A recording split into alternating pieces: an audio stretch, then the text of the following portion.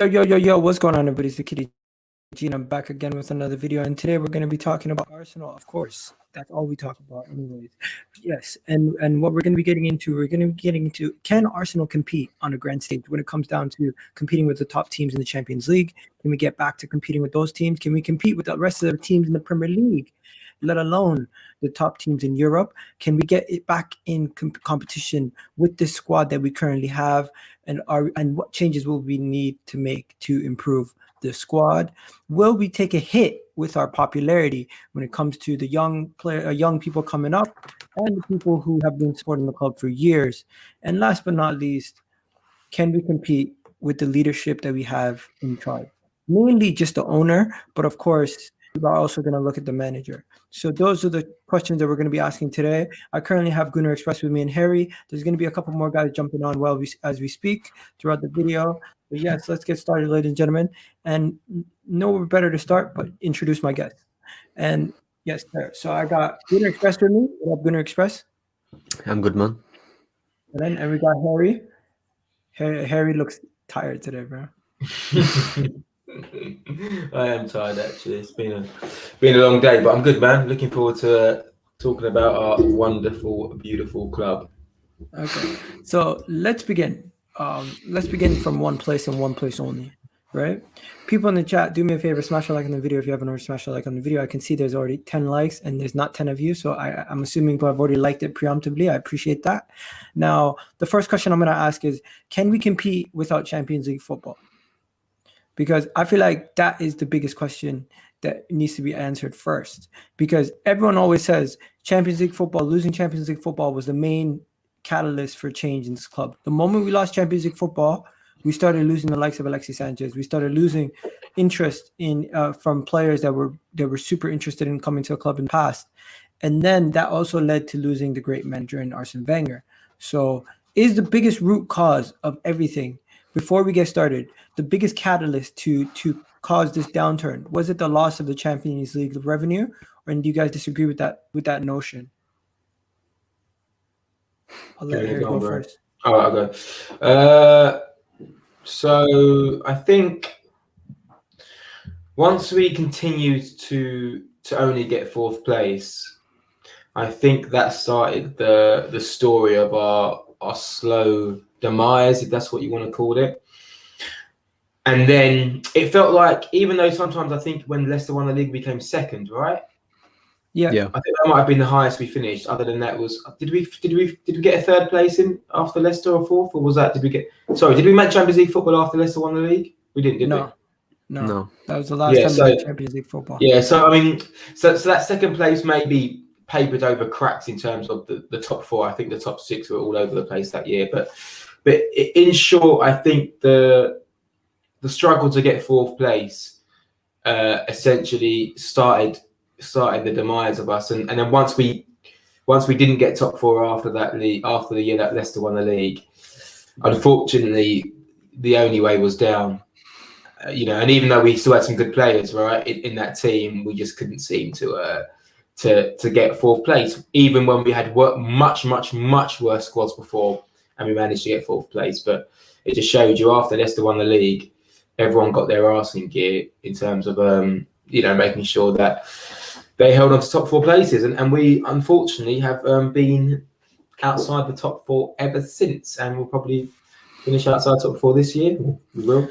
Yeah. So Gunnar Express, surely, there's obviously more issues in the Champions League. We know that. But when it comes down to it, we're just focused on the Champions League. How much of an impact did the Champions League football and the loss of Champions League revenue have on this club over the past couple of seasons? And is that the biggest catalyst of change? Yes, but no at the same time. When we lost Champions League football, like any team, we're going to again lose that money. And if you've seen what Arteta has apparently said in the last few weeks, without Champions League football, you don't get a Champions League budget under Stan Kroenke. So the way our owner runs, going to bring it back to him again. He has this notion where, if I'm not getting that Champions League money, I'm not going to give you as much money. I'm going to cut that money down, and that's not how it works. As a club like Arsenal, if we're not getting in the Champions League, that's when you have to spend more money, not spend less. Which is why he's a poor owner, because he doesn't see that. None of them see that. None of the boards see that. But yeah, it definitely hurts the club, as it would anybody. But I think, again, you've got to look at why we got knocked out of the Champions League. You know, we didn't get Europa League just for one reason. You know, we got Europa League because we didn't keep up trace and tracking the likes of Chelsea and Man United in terms of spending. And Arsene Wenger had lost it. You know, again, at the end of the day, managers, when they get old enough and they've been doing something for so many years, they're going to get repetitive and it's not going to work. We've seen it with Mourinho now. He should have gone earlier. You know, he waited until we were a Europa League team to then say enough is enough. He should have left when he should have left in 2015 when we got second place, and we could have moved on from there. But you know, for whatever reason, he stayed for another 2 seasons or whatever else, and then we've gone down ever since. So. Yeah, okay, let me liven it up, people. It's not that bad. It's not that bad. Like, I get Arsenal is in a tough place. I get that we haven't been given the budget to compete with the top teams. But when it comes down to it, is it still, like, I'm hearing people saying we're not even a top 6 club anymore. Like, they're saying if you can't get into Champions League, if you can't get into a top 6 position, you're not a top 6 club. Like, how many times have Leicester finished outside of the top 6? How many times have Liverpool finished outside of the top 6? How many times have Man City finished outside of the top 6 since 2000? Like, when we're talking about all these clubs, don't forget we're big boys out here. Like, stop disrespecting us. They disrespect us too much. And the main question today is, can we compete with the rest of the teams? Now, I'm going to change it a little bit. Are we still competitive? That's the question. Like, are we still competitive? Cam, are we still competitive with these top teams in the league? No, we don't have the right. We don't have the right backing to be competitive, bro. Well, come on, man. When I ask you about Xhaka, you got energy. The moment I ask you about this, it's like it just sucks out. It's like a Dementor came and sucked the energy out. You want me to say, bro? I'm just waiting for to see if this Dangote guy is actually gonna be a real thing, or is it just rumors? I don't want to get too excited. You know what I'm saying? I don't want to get too excited. I don't want to say shit. I don't want. The thing is, this is a tough thing to talk about, only because it hurts. Yeah, we are competing. Yeah. We are competing, sort of, with the money wise, but we're not. Yeah, we got the wrong background stuff. So it's just there's no point. Like, we all know what's there, innit? We all know what needs to change. We all know where the change needs to be. So we can just hope and pray about this guy that we can hope and take over. Paul Merson spoke about it on Soccer Saturday.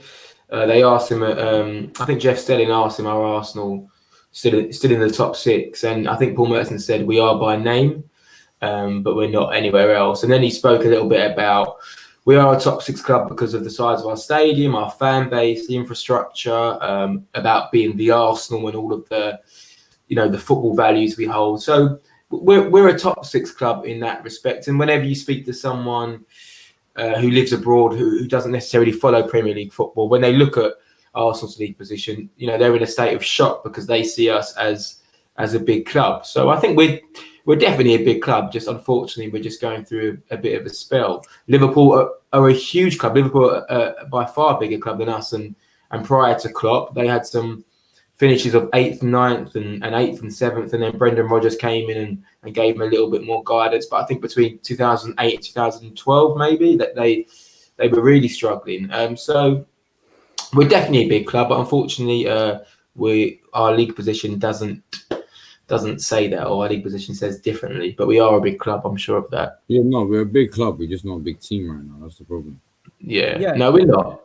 But also, man, sorry, Egal, one thing. We're speaking about Arsenal like the season's finished as well. Just in general, we keep on quoting where we are. Like, that position is subject to change. That top 4, in my eyes, is going to really, really change. I still fancy Chelsea and Liverpool to go back into that top 4. So, one of Man United, Leicester and West Ham are going to drop out. Obviously, Leicester and West Ham look likely, but that could be Man United. We just don't know. So, whilst we're 10th now, we could finish 8th, 7th, 6th. We could do it. We just have to go on a good run. So Okay, what was the direct quote that they said when we moved that before we moved to the Emirates that everyone always says? We moved to Emirates to compete with the likes of Bayern Munich and everybody else, right? So are we we're literally competing with Bate Borisov and Dundalk. Like that's the difference in it. We're going from competing with the likes of Bayern and Milan to these Wi-Fi passwords. Like it's pathetic, really it is. The thing for me is Paul Merson's wrong for a starter. Paul Merson's wrong. We're not a top 6 club in terms of name and history. We're a top 3 club in name and history. The only teams that are bigger than us are Liverpool and Man United. That's a fact. City, Chelsea don't even come level. Tottenham, who cares about them? But yeah, you know, in terms of playing ability, and in a few years, we're not going to be a top 6 club. Look at Leicester's development for a starter. Like, look at the way their owners, it's not even just the way they spend on players, it's their recruitment, it's their youth setup, it's their training facilities, it's their background staff, their doctors, all of it. It's all better than ours now. In a few years, when it gets even better than ours and we get even worse, you've got to start asking, are we even a top 6 club anymore? So you think we're going to get worse? You don't think we're going to get into the top 6 in a few years? No, not with these owners, no. Because we're not going to improve anything. We're not going to improve anything. Okay, guys, let's not disillusion ourselves. It's not all going to get worse every single time. Realistically, if it wasn't for a couple situations this season, like, yo, big up to you guys from the Discord server. Do me a favor, smash a like on the video if you haven't already done that, and subscribe to the channel if you're new. I really appreciate you guys. Right? Now, moving on back to what I was saying. We cannot be disillusioned as fans. Realistically, if it wasn't for a couple of errors, we'd be higher up the table. We'd be level on points with Liverpool. Because look at the Wolves game. Silly goals, silly errors. Leeds game. Who told Xhaka to chokeslam somebody? Pépé. Who told him to, in the Leeds game, to chokeslam somebody? Who told Xhaka to grab someone's throat the game against Wolves? Was it against Wolves that he did that? Burnley. Who told what do you call it? David Luiz to get sent off and get red cards? You know why we won't? You know what it is, yeah? Problem is, the reason why we're not going to be finishing we might finish top 6 a few times, but I've already said it. I don't see us really competing for the next 10, 15 years. We're not that far away, guys. We're going to play Champions League football under Arteta in the next 2-3 seasons, guaranteed. 2-3 seasons. I'm saying next season we're going to Champions League football. For 1 second, guys. Under Arteta, I know it's really hard to separate the bad from the bad in this case, and almost forget about how bad the Emirates has been under Kroenke. I totally get that, and how we in that summer when we should have signed players, all we signed is Cech, and when we did invest, we invested in Mustafi and Xhaka, and even under Emery when we should have signed a centre back or we go out and spunk 72 million on Pepe. I totally get that under that guidance why we would say we're not going to do it, but under Arteta, forget about league position if we can. The players we've signed are players who we've wanted for years. So under Arteta, you might not be able to see it now, but he clearly is able to convince the board to spend money in key areas. Maybe not all at once. Maybe this summer, especially because of COVID, we might just get a new right back, and we might just get a great right-sided centre-half or a great central midfielder. But slowly but surely, you don't sign Gabriel and Partey and decline. Those 2 signings are a massive statement of intent. Massive. Yeah. So we'll definitely rise over the next few years. That's true. Guaranteed. That's true, but when Chelsea are going to, they're going to spend 150 million on Haaland, and when United are looking at Sancho and that, they're going to buy bigger, better players in higher bulk than we are. So we're going to get these players over a space of 2-3 years. They're going to have them in a year. So they're as I'm saying, we will get better as a team, but so will Chelsea, City, United. They'll all get better than us. So we're not going to ever be in the top 4 under Kroenke, because again, every other even Man United's owners, they don't spend a lot of money, but they still spend more. They don't spend more than we do in terms of Mr. Arsenal, seasons, but everything they do, it's more wise. Send me a DM on Twitter, and I'll get you on. Don't get me wrong, a lot of people, I do come across as an Arteta router, but it's not the fact that I think he's unable. It's the fact that under Kroenke, I think he's unable, because he needs his players that fit his setup. He needs, his background staff, all that kind of thing. He's not going to get them under Arteta, under the Kroenke. Can I say something? 1 second. Let me read this super chat. Not super chat. My guy, Mr. Arsenal podcast. Go check him out, guys, by the way. And if you want to come on, you can come on, bro. Just send me a message on Twitter. He said we were already competing against the likes of Bayern Munich when we were at Highbury. The board just needed something to justify the move from Highbury. Now, I don't know about you guys, but this is kind of controversial. The people who were running the club that are winning league titles, they couldn't sustain it, and they knew that they couldn't sustain it, so they had to sell the club or buy a new stadium. They put themselves in debt to buy the new stadium, and when they brought the new owner in, they said we have values, and we have things that we have to live and abide by. They didn't want Usmanov to come in and buy the club because they didn't want to. They wanted to do it the Arsenal way. We looked at Chelsea and we used to make fun of them. We used to say you used to buy it all. You bought all your trophies or something. We used to sing banter songs about them buying their trophies. Now, the Champions League. Yeah, and then Man City, same thing. We used to call Man City plastic, bro. Man City are gonna overtake Chelsea this season in league titles. That's mad. You know the worst thing is as well, don't you? That, yeah, the Invincible team is one of the best teams in the world, but this City team has to be up there with that team. Genuinely, these Liverpool fans want to talk about that the last season's with like league winners. Not even close. This City team, genuinely, this City team versus the 49 Invincibles will be the best game in Premier League history. It will genuinely be. So, you know, City get better and better, and they start taking all our records, such as how many Premier League titles we've won. Just to go back on top with regards to teams spending money, I mean, listen, it's been happening for 10 years. You know, Chelsea spent a lot of money a season. They finished 10th. Chelsea spent a lot of money this year. You know, they might make top four, they might not. So I don't think that affects anything. That narrative has always been there, that Man City, Man United, Chelsea have unlimited money to spend. Maybe not Man United, but they still spend a shed load of money. If Man United go out and sign Sancho, who says that's going to make them better? Like, who says? Is that what Man United need? So it's like Chelsea might go out and sign Haaland. Don't get me wrong, that could be absolutely incredible for them. But in the same respect, they spent a hell of a lot of money this summer. It doesn't guarantee anything. Spending money and signing players doesn't guarantee you anything. They've got to be the right players, the right profile for that manager, for that club. It's as simple as that. Because otherwise, Man City and Chelsea would win the league every year. It comes in cycles. Okay,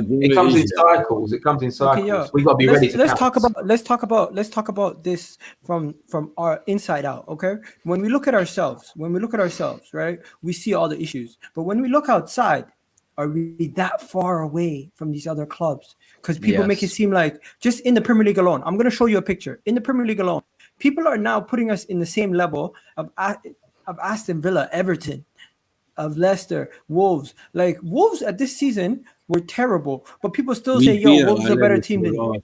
3-4 seasons, bro. Bro, these teams are not big. These teams might have better structures, but they're not set up to get as high as we can get. No, but as I said before, they will.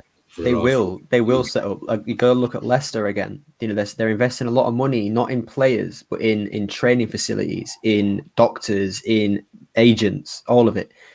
Everton are doing the same thing under Usmanov.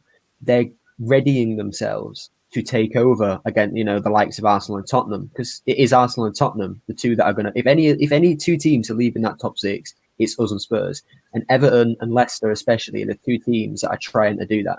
Because they're investing money in areas that only their fans see, again, such as training facilities and stuff. I'm telling you, if we don't start spending money, Everton and Leicester will take us over. They will finish above us virtually every season in the next 5 years. Every season? Yeah, You're because mad, they're spending the money where they need. No, trust me. Go and look at what they're buying. Egal. Look at Leicester's training facilities. They eclipse Arsenal's training facilities. Yeah, you might say, because they're brand new, but they've spent loads and loads of money on it. They're trying their hardest to be the biggest team they can be. And they know that Arsenal and Spurs are for the picking in terms of the top six teams because we don't spend money. We're stingy. We again, Stan Kroenke, the point of being knocked out of the Champions League and going into the Europa League, you're meant to spend more money to get back to where you used to be. He says, I'm going to spend less money because we got knocked out. So that's him basically saying, I don't care about getting back in the Champions League, because he'd give us more money. The guy doesn't care. As long as he's getting his, yearly dividends, he doesn't care. No, you're right. But we do know all this, right? We know he's not going to chuck money at us like we're Chelsea or Man City. Like, we know that. So like you just got to accept it and just try to and try to make it work and be positive. I mean, I know Leicester are spending money on a training ground, but I mean, listen, it's a training ground. It's grass. It's everything. Again, it's agents, it's scout. Like their scouting system is better than ours. You say that. Do they have a better squad though? No, they don't. Do they have a better manager? Maybe. It's arguable they have a better squad. It's arguable they have a better squad. They have a better recruitment. They don't have a better squad or a better manager. They just have a team who are. Let me tell you what they have. Let me tell you they have, guys. They have lower expectations.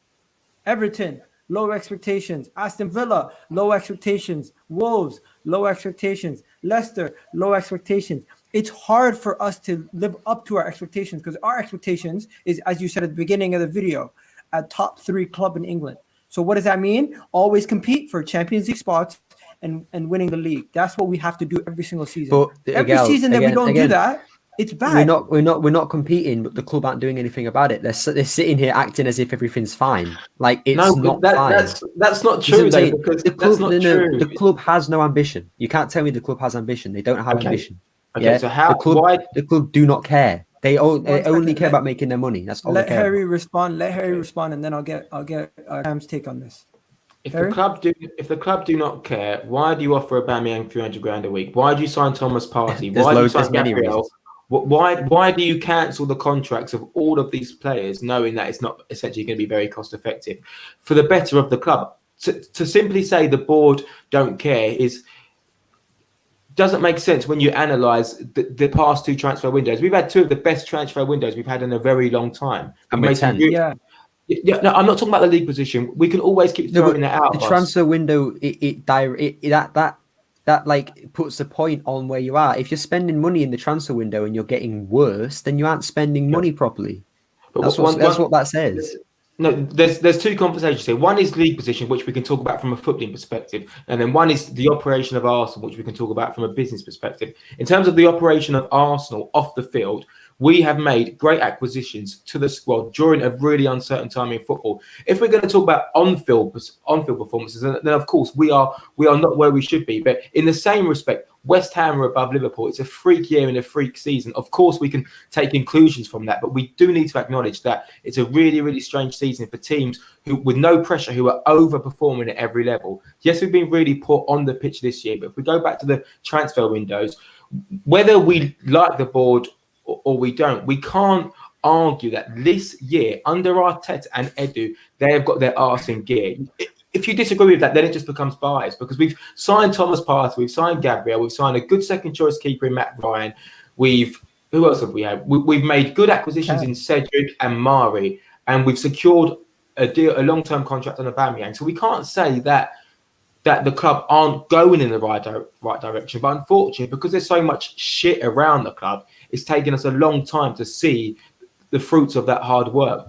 And will that come? We don't know. Under Arteta, is there doubts? There is, understandably so, because of the league position. But the board are definitely showing signs of improvement, 100%. Let me get to the people in the comment section quickly. Yo, Cam, this guy is literally speaking just like you. He said, "Why would you why would I continue to support Arsenal? It is the same. It's not the same club anymore. It is a meme now. Toxic fan base, losing mentality, concentrates only on making money." Literally what Cam would say. That's what it is. Is that your burner account, bro? Listen, there's no point arguing, innit? There's no point arguing. There's no point debating about it, innit? People can be about Stan Kroenke. People can be about the manager and all that.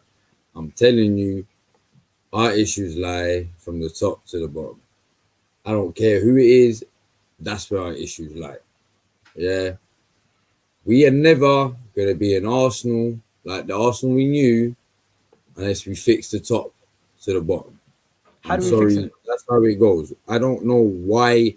I understand he's spending because the pressure on him for about 4, 5, 6 seasons before that, because he wasn't spending. So obviously he's like, all right, cool, now I need to spend just to shut the fans up. But he's not really caring about the investments he's spending in. He's just trusting others. And if we've got silent owners. No, I'm not being funny. Yeah, if you're an owner of a business, whatever the business is, yeah, you're putting your money into someone else investing in something, you're gonna want to know if that's a good investment or not. If you're putting money into an investment where you don't give a crap whether it's a good investment or not, you're showing you don't care about the club itself. It's Raul Sanelli in his black book's a perfect get those example. likes up, people. Raul Sanelli in his black books is a perfect example. That's why he got sacked. He got sacked because everything he did failed. So he got sacked. At the end of the day, look, this is where I'm going to have to back it up as well, yeah. If I own the business, whatever the business is, I could own a pizza shop. Say if I made enough money, I'm opening more pizza shops. Yeah. I now need help. You know, I can't, you know, I'm now trusting someone to invest, to run a few pizza shops for me. Yeah. And then he's saying, all right, well, I'm going to bring this guy in and that guy in, just giving me his word. Like, all right, cool. But then I'll start losing money because hygiene basis or whatever it is. If I don't care, I'm showing I don't really give a shit about my business, whatever the business is. If I care, I'm like, whoa, what's going on now? What now? Scrap this. This ain't working. Who made the decision to pay 72 million for Pepe? Who made the decision? You want to answer, or is this a rhetorical question? I get all right. Well, if they didn't care, they wouldn't have offered Aubameyang. That's another thing. When did you stop? Look how late they left it for Aubameyang. Cam, when did you stop Our owners, caring? listen, Egal. Our owners back in the day would never let a player's contract run down less than 18 months. If they don't want a new contract after 18 months, they're selling them, bro. Yeah. They're selling them. That's what they did. Okay, but when did you stop? But now they're letting these players' contracts run down to the point where it's getting to the point where a player can decide what he wants. A player can have us on strings. Look at Balogun. The guy's got us on strings. 1 second. He said something. You basically said you stopped getting too emotionally invested, right? To a certain extent. Cam. Say that again. So you stopped getting emotionally invested in the situation. With me personally. All right. Yeah. After the game's done, you're not as emotionally invested as you used to be. Not really, no. What do you mean by that, actually? Basically, like, you know, when you're growing up, every single day, you know, you're looking forward to the game. You're looking forward to the game. You're looking forward to the game. Now, it's like, it's almost like it's a chore to watch it. You know what? No, I would say yes. No, I'd only say yes into a sense, not like a chore. I get your point, what you're saying. I understand what you're trying to say. Like it's more like it's not like, oh, you're excited anymore. You're like, it's like, oh, here we go again, sort of thing. It's like the meme. Yeah, and I didn't. You know what's so funny? Yeah, I'm not gonna lie. I downloaded San Andreas onto my phone today, so I didn't even mean to say that. Oh, here we go again. But yeah, no, I get your point. I'll say sort of yes in the sense where I'm not excited about the games anymore, but I still want to watch them. Under Wenger, there was a certain point, yeah. Everyone the same though?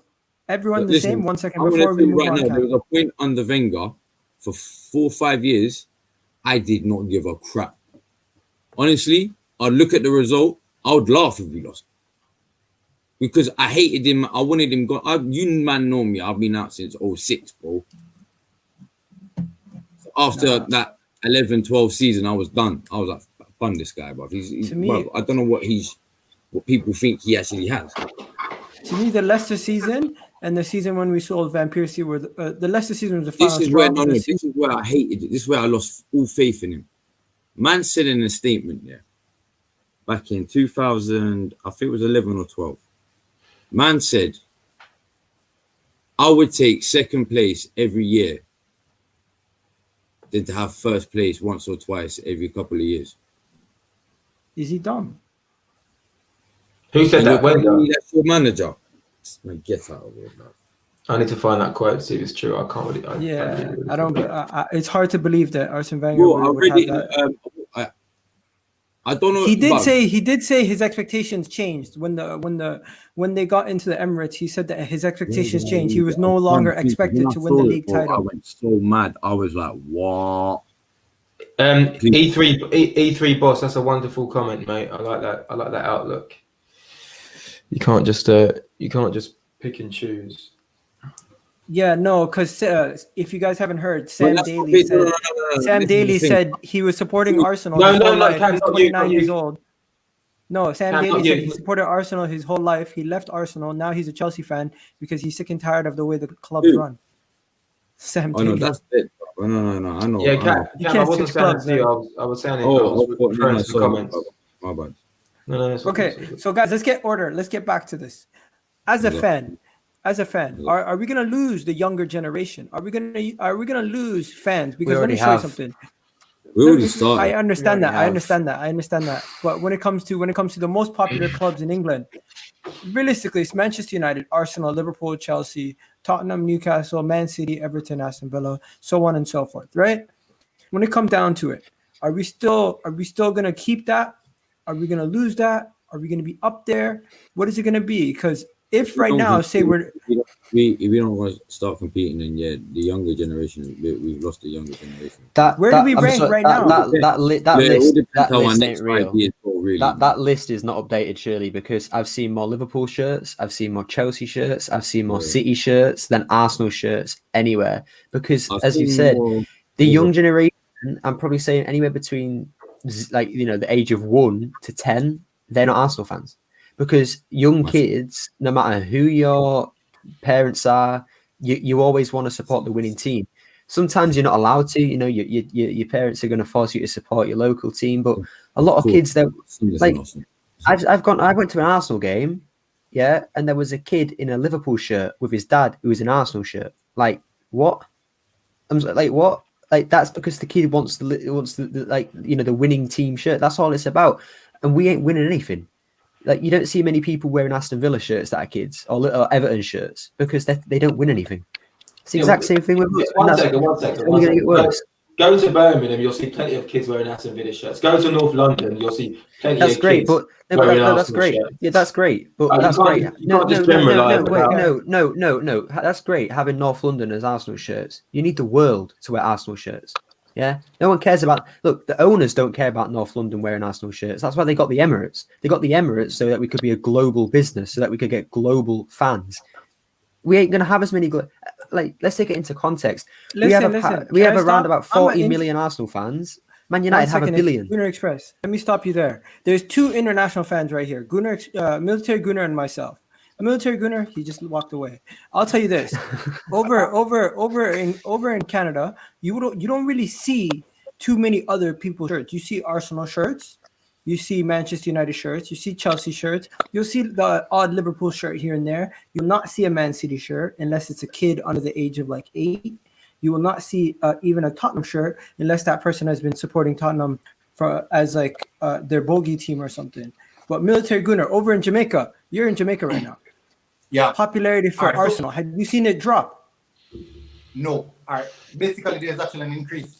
All right. So I did on my channel the top 6, the Jamaican fan base top 6 in what we have right here, and this is the order that is it. Number 1, Manchester United. Number 2, Arsenal Football Club. Number 3, Chelsea. Number 4, Liverpool. Number 5, Manchester City. Number 6, Tottenham Hotspur. That is in ranking of the fan base, the football fan base. Wow. Yeah, I mean it's really hard when you talk about demographics, sort of who supports Arsenal and what age. I mean, unless there's actual facts to back it up, it's almost a non-starter. But I mean, we're still a huge club, and when you have players like Aubameyang who kids look up to, and when you have sign players like Partey, who's going to be an absolute hero in Ghana, you constantly attract a new fan base, whether it's young or old. That's what I want. Thank God. I'll tell you, Dan Gotti comes in, that'd be great. You know how many fans will get robbed?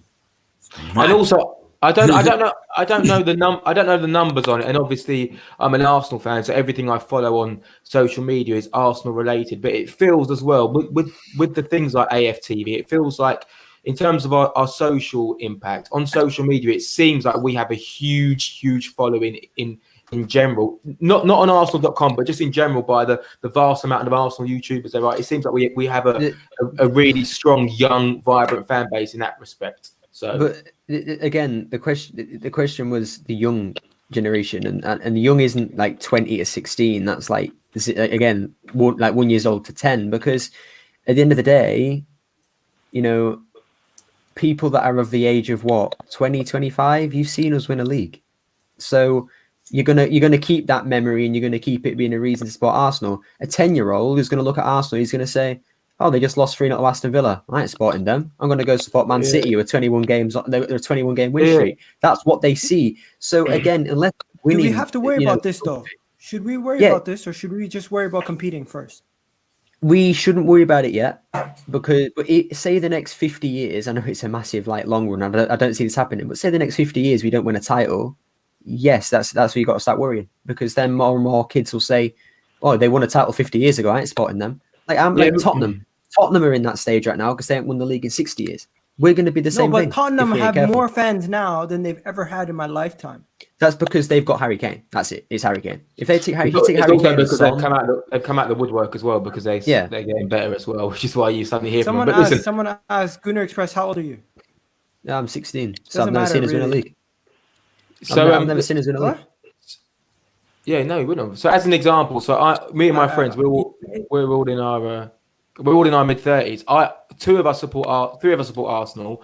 All the rest of them are Spurs. And when they were supporting Spurs when they were 5 and 6, it wasn't because they were good. It's because their dad supported Spurs, or their mates at their school supported Spurs. So a lot of it comes down to location, upbringing, history. Spurs fans, just to put that out there. So Dan Gante is not a clout chaser. YS, Dan Gante is not a clout chaser. This man's been talking about buying Arsenal for 5 years. That's what I heard as well. That's the one thing I'm worrying about this Dan Gante guy, bro. Because is he just saying it's just to get his clout up, to bring more air to him and his business in Africa? He's an Arsenal fan, isn't it? And he's always been. No, he is. Yeah. He said he's an Arsenal.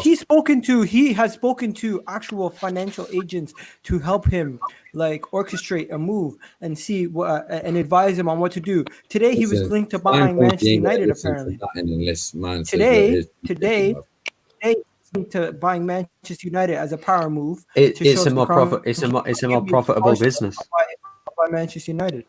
Manchester United's a more profitable business venture. You're going to make more money from it. You're going to spend more money initially, but overall you're making more money. Yeah, but money matters, Egal. He won't care about that. He'll care about his money. If he can't make money at Arsenal, he'll say, "I don't care about Arsenal first." That's what he said. No. He can make loads of money at Arsenal. This guy's money. I'm not saying you can't. I don't know if you searched up about this guy. I've been searching up about this guy. Yeah, this guy is not going to be worried about any football club, because in the next 10 years, this guy, oh my days, bro. Yeah, his businesses are gonna go from he's worth $8 billion right now. You don't understand. He's got the biggest oil refinery, biggest cement refinery, biggest sugar refinery, biggest salt and seasoning refinery, biggest fertilizer refinery. In the next 10 years, you forgot about groceries.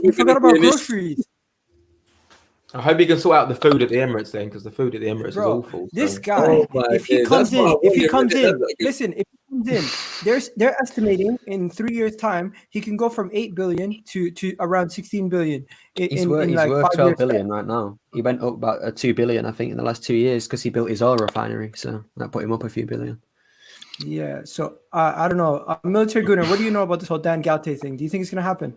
Yes, I think it's gonna happen because what we're saying basically has been saying for 5 years, but what really happened is that it was already said 5 years ago. So that is the thing. So we cannot make it seem as if he's been constantly saying it and not making the move. The thing about it is that he publicly. Can I just say one thing just to back you up quickly? It will back you up as well. What I quickly read, what I read was you're right with that, because he said, was it 2016? He said it. It was always 2021. That was 2020. It was just like an update of what he said. It was just like all right, look, everything's going the way I'm planning. So, but yeah, sorry, go on, sorry. Yeah. So basically, all right. So for example, Egal. All right, let's consider this. If we have a business, Are you gonna mute? Your audio's gone. Yo, if we can't sell hear it you. today, we're in 2021, Your right? audio went there a bit. Your audio went. Oh, We can hear you now. We can hear you now. We can hear you now, but Oh, it okay. cut out for a second. I don't know why. Okay, yeah. So if you have a business prospect and you guys are investing in something, I said by 2030, you're saying it in 2021 that by 2030 you're going to take over Staples Stadium. Remember now, during that time period, people will say you have been saying this from 2021. Does that mean that you're not going to do it 2030? No, it doesn't. So basically, he said that he was going to do it in 2021, 2021. And we know that the COVID thing really set back everyone. But he stuck by what he's saying, and he haven't came out and said he's not going to do it. And if he wasn't going to do it, he would have came out and said he's not going to do it, just as though he came out and said, I will do it. So I think it will happen. Okay. Yeah, Now, because he basically this is it's not a matter of if, it's just a matter of when. Basically. Yeah. Can we succeed under Kroenke, or we just have to hope they sell? No. No. So you guys are saying no. No. 1 second. Let me give it to Harry. Harry, It depends. Can you see with the right people in charge, we could do something? Yeah. Well, firstly, it depends on what you define as success. Right now, I see success in context of getting back in the top four. I think under Arteta, he can get back into the top four. I'm talking Premier League. Success is Premier League, the Champions League. That's success for Arsenal Football Club, not top four. That's never been our success, which is why a lot of fans get angry. He's saying because- right now. Can I quickly say He's one saying thing? right now. No, but even then, Egal, that's not success. That's that's mediocrity. Harry, remember 10 years ago, yeah? I'll let you continue, sorry, but I remember 10 years ago how we used to get bantered just for getting in the top four. Now everyone wants, not everyone like 10 years later is expressing it like top four is a trophy now. But we used to get back, top four is not a trophy. You get what I'm saying? So I get your point on that. The league is tougher though now. The remit of football has changed, and it changed ever since Chelsea came in with money and Man City and how Man United have a really large transfer budget. So under Kroenke, like I keep saying, I don't want to sound like a broken record, and we can, of course, we can say it's about accepting mediocrity and that's not what we're about. But at the end of the day, we are where we are. So we can quote what we used to win back in the day as much as we want. Like Liverpool did it for 30 years. Spurs have been doing it forever. It doesn't mean anything. It just means it happened in the past. None of those players still play for us now. None of the staff still work for us now. So it's totally irrelevant. No, but there is one similarity. Go on. The one similarity is ever since Kroenke's come in, we've won nothing, and ever since that's the similarity. It's that Kroenke's always been here, and we've won nothing under him, so he won't win us anything. Is what I'm saying. Arteta, fair play. The guy could win us a Champions League. As I've said, I don't doubt his ability, but Kroenke himself, the way he hires his staff, it isn't good enough. Liverpool fluked the league. Liverpool fluked the league in the sense that Liverpool's team, if you actually look at the way they're set up and how they did everything, they sold Coutinho. That money that they sold Coutinho, they said, "Yo, we now have enough money to go buy this player, and then they won the Champions League after 2 years, and then they said, "Yo, now that we won the Champions League money, we have to go again and try to go for the league." They went for the league. They got it, and now you're seeing the demise of Liverpool. They did that. They cannot maintain it without selling a player.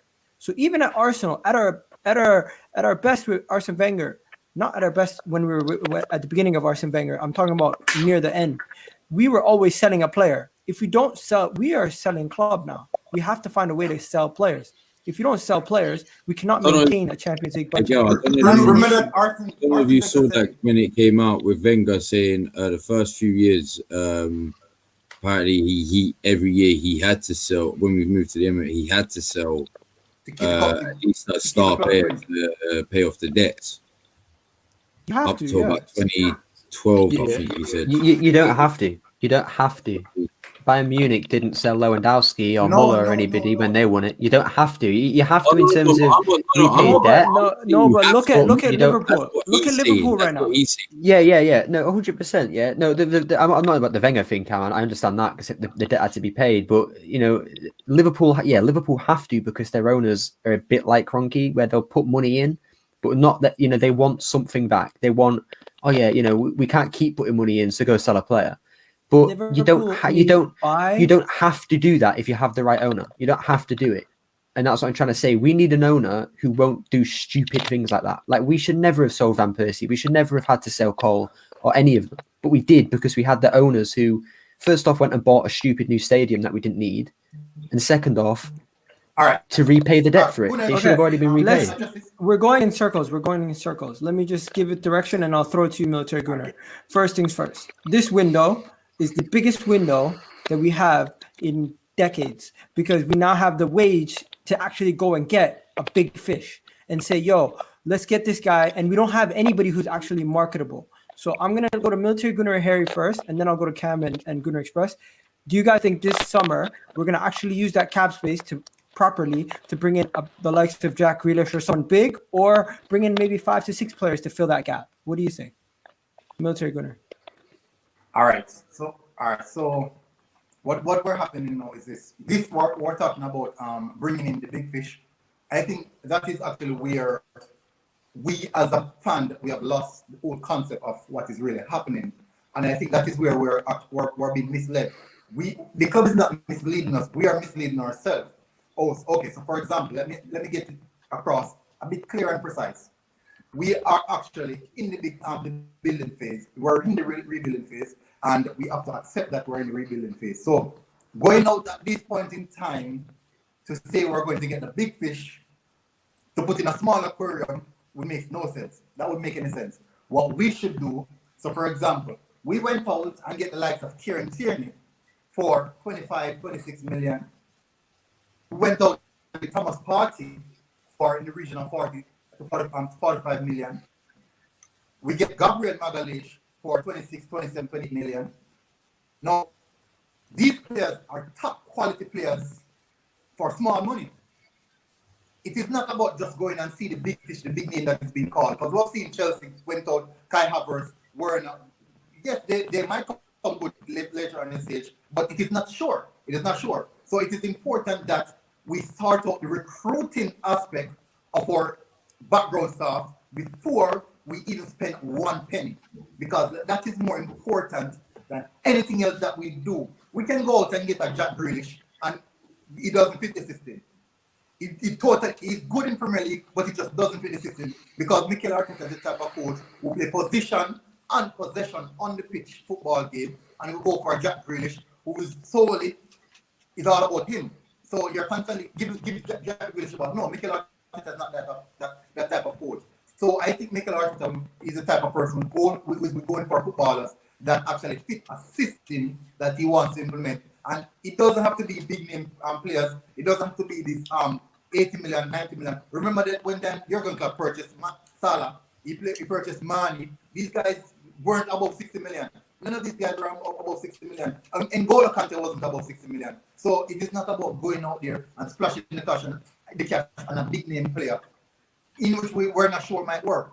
But we should go for quality over just names being called. And I think that is where we have fun. Military Gunner, your audio is now cutting in and out too much. Could you just jump out and jump back in? Okay, I will do that. No problem. All right, bro. Thanks, man. And then Harry, I'm gonna go to you next. Same question. When it comes down to it, what do you think we're gonna do this window with all the money that we've cleared up? Do you think we're gonna use it wisely? How do you think you would use it? And just overall, similar answer. Yeah, I think, like I said before, under Arteta, I think he'll identify the right players, and if it's the right cost, then we'll buy them. I mean, the proof's in the pudding. We've just signed Thomas Partey you're playing Europa League football. We just signed Gabriel playing Europa League football. I mean, so yeah, I mean, it will happen under Arteta. In terms of Arteta, quickly, I don't think he would have left the comfort blanket of Man City, where he can just grow and be a great coach, maybe take over Pep in 2, 3, 4 years whenever Pep decides to leave, win title after title with unlimited resources. I don't think he would have joined Arsenal unless he had some guarantees. Of course, those guarantees might alter slightly because of COVID, but I just don't see how a new manager would put his reputation on the line with no guarantees. And he wouldn't have, because he had guarantees, which is why we signed those players that Military Guna just mentioned. Of course, we can accuse the owners previously of failing the club, 100%. Totally get that. But as of the past couple of transfer windows, we can't accuse him of that. We've spent money and we spent well. Of course, we're never going to spend to the likes of Chelsea and Man United and Man City and even Man United. And even some windows where Villa and Everton are just starting their new project and they're ready to chuck loads of money in. I totally get that. And I totally get why we'd draw those comparisons. But when it comes to ourselves and what we've done under Arteta, we will continue to sign the right players for the right team, because we have a manager who has recently retired from the game and knows exactly what it takes to get to the top, because he's done it with Man City and he knows what failed Arsenal. He was there and saw what let us down, and he'll make sure that he signs the right players for the right money at the right time. Okay. Cam, I'm going to go to you and I'll leave Military Gunner for last. Sorry about that, bro. Cam, same question. What do you expect this summer after all the money that's cleared up, all the cap space? What do you expect from the leadership to bring in players and recruitment? I expect a few players, but not like nothing big. We might have one big player, but the rest are going to be like 26, 27 million, 30 million, maybe a bit less. I see us bringing a few players in because I think Bellerin's going to leave. I hope Xhaka goes. Elneny in that. So I've got a feeling he's going to be. Cam, I thought you liked Xhaka, right? I thought you was Xhaka in. That's your guy, bro. You already know. That's your brethren right there. So you don't think we're going to do anything of note, really? I don't think we're going to do anything big. Can we just all right? I think we'll do something all right, but nothing like.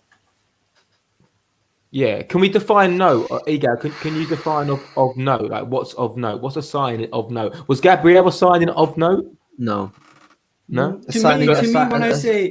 me, when I say a signing of note, I mean, like, are we gonna go out there and address issues that we have? It doesn't have to be Jack Grealish. It can be go out and get a right back, center back, midfielder, attacking midfielder, and a backup left back and a backup goalkeeper. You get either you go and do the business that needs to be done, and you believe that they're going to get the business that needs to be done, or they're going to go and get you a big fish like a Bruno, someone that can change and impact the team in many different ways. That's what I'm talking about.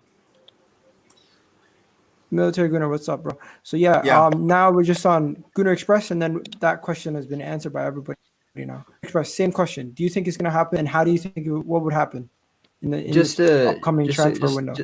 To help us compete, of course. Military Gunner said, you don't know whether a big signing is going to work, and you've seen the likes of Werner and Havertz. You've seen the likes of Bruno Fernandes. The guy turned United from 10th to 2nd within like a month. Like, the guy, if you get the right player, he can genuinely change every single person in that team from awful to some of the best players. Like, it can happen. For me, Jack Grealish is that kind of player. I think Kesh has said it before as well. Grealish is everything we need in a tactical point of view, in Arteta's style point of view, all of it. The guy doesn't just play for himself. He creates space because he's such a fearful player in terms of every team scared of him.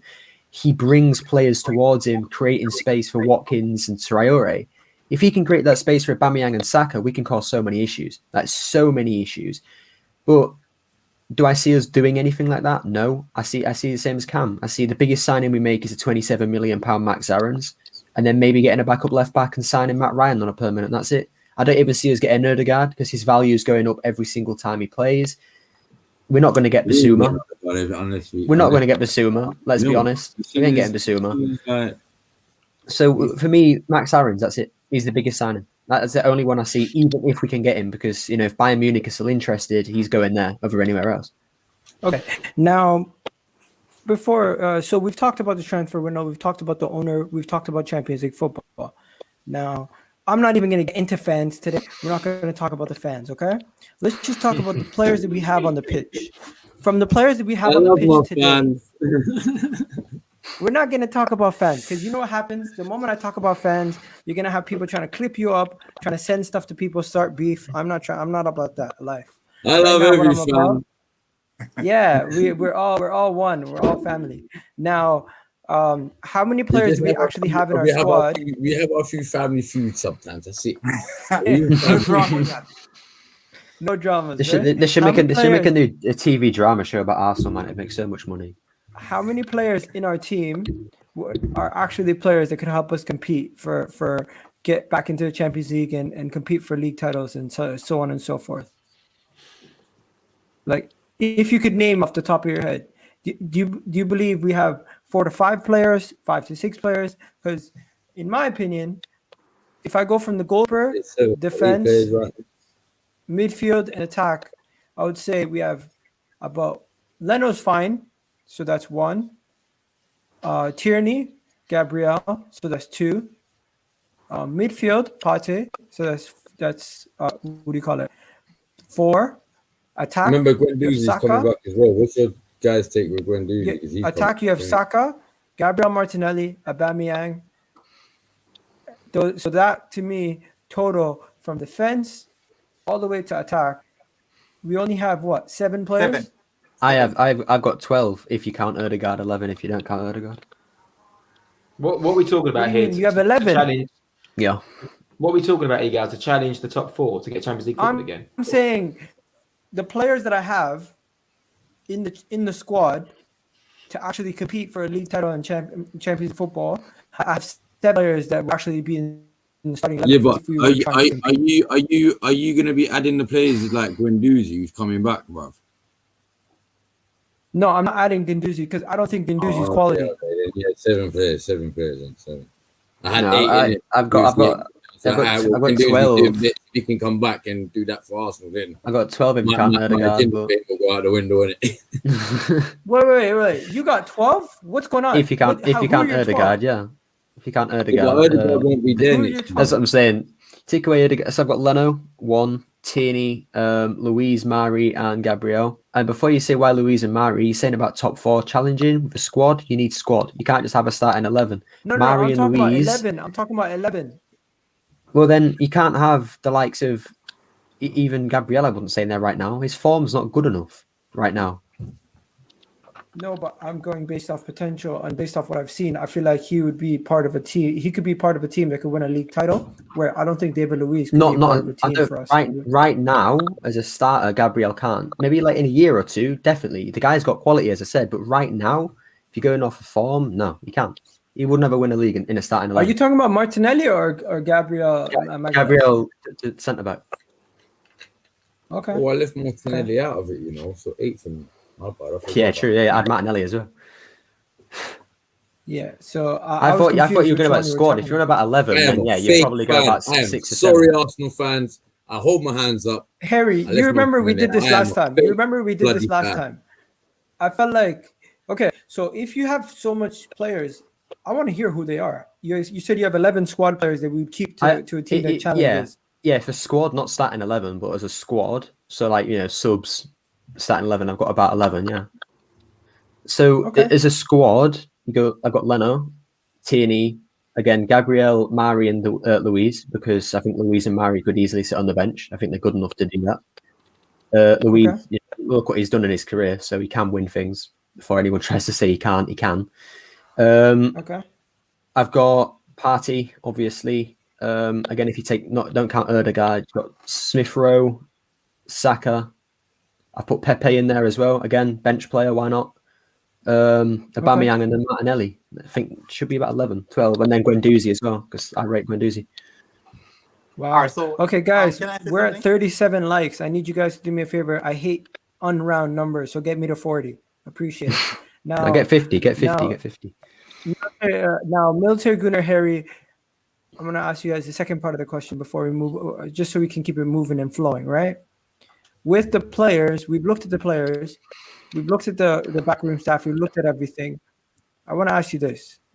Realistically, do you see Do you see the pathway to get back to getting better actually more easier than certain people are saying? Because I feel like we've been disillusioned as a fan base based on the position that we're in this season and the points that we've dropped and the errors that we've made. Could you see us make a big swing, like a 12-point swing, and get back into the top 4 next season, based on the fact that a lot of our drop points have been to individual errors and just freak red cards and mistakes? Now, am I crazy to say that? Because I'm pretty sure Military Gunnar and Harry would agree with me when I say a lot of the things that we've lost these games has been our own errors and not really the opponent outplaying us. That is true. We have so many self-inflicted injuries right throughout the season, as in we have actually hurt ourselves. So, for example, Aubameyang haven't scored a goal in such a long time, and then he turns around and scores an own goal against us. So those are some bizarre situations. I think that we are actually just inconsistent, and whenever we made a mistake, I get to find out that we get capital punishment for our simple little mistakes. Like other teams, I've seen so many games that defenders made error and then they got away with. But once any player from Arsenal, you could have been actually on loan somewhere else. But once you're related to Arsenal Football Club, if you made an error, you get capital punishment for it. You get the full blunt of it. So, for example, you remember that game that we played against Aston Villa, where Cedric Suarez made a short pass to Gabriel. Gabriel didn't pick the pass, and then there goes I think it was El Ghazi, and then Traore, and then passed it on to Watkins inside the 18-yard box. All just slightly off, and the ball even deflected on all in feet, and it still went in the back of the net. Goes to show that whenever we make an error, we get full 100. The gods of football are not with us at this point in time, and we don't have no luck. So we have to build what we want to build for ourselves. We have to create our luck. VAR decisions, self-inflicted injuries like yellow red cards, Granit Xhaka red card, Nicolas Pépé red card, Bernd Leno red card. All of these things, they accumulate to so many points. These are incidents that could have been maybe at least 15 to 20 points that really cost us. So can we compete for top 4 next season based on if we get rid of those errors? Can we compete? I think we can compete for top 4.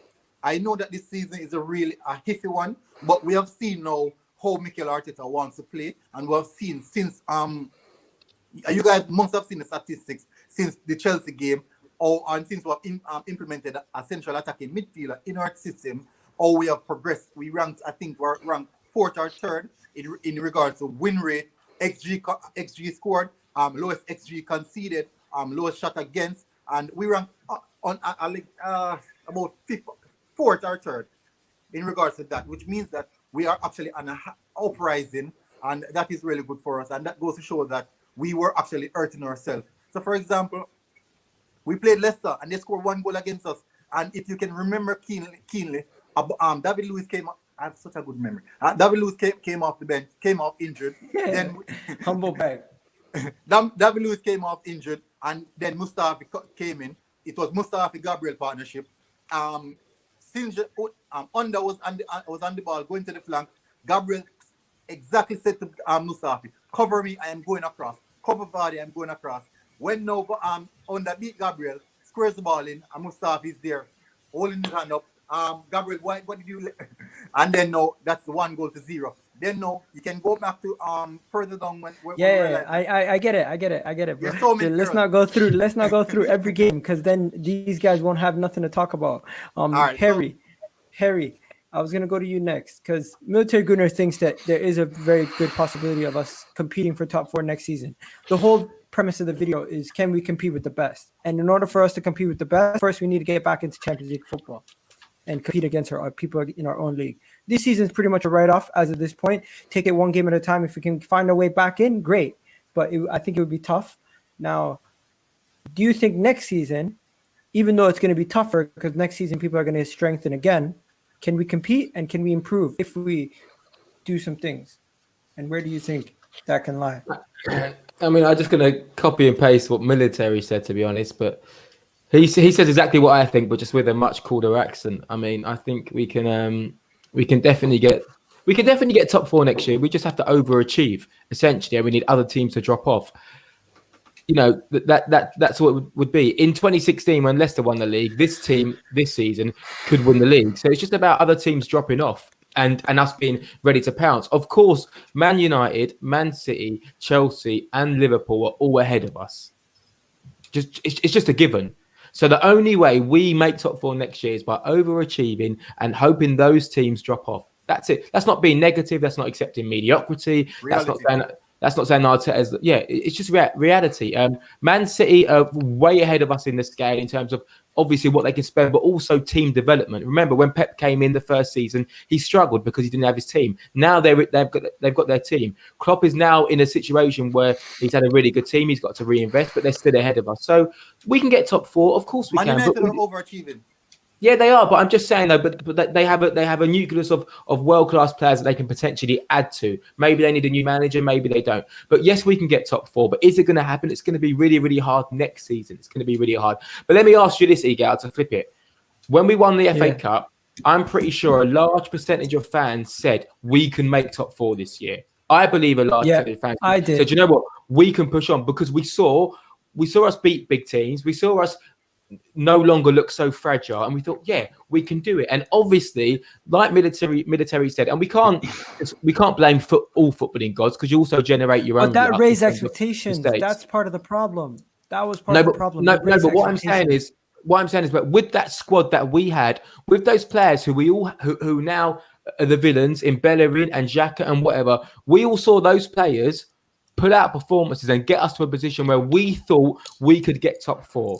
Now the fans might be right. Those players might not be the player to take us to that next level. But we say that now because we're underachieving terribly. So my response to that is, if we overperform, can we do it? I love all of our players. I want to see all of our players improve. Of course, we can go out and buy better right backs and buy better centre mids. Of course we can. I personally love to see our own players who play for us improve and overperform, but I appreciate that we're going to need to invest. I just also understand that if you think signing 5 players is going to get us top 4 next year, I would say to you it's going to be really hard for us to sign 5 players next summer. I see 2 first team members, maybe a central midfielder, but don't be surprised if we stick with Xhaka and Partey, because I still think there's room for that partnership to actually grow. We've hardly seen it, and don't be surprised if sorry.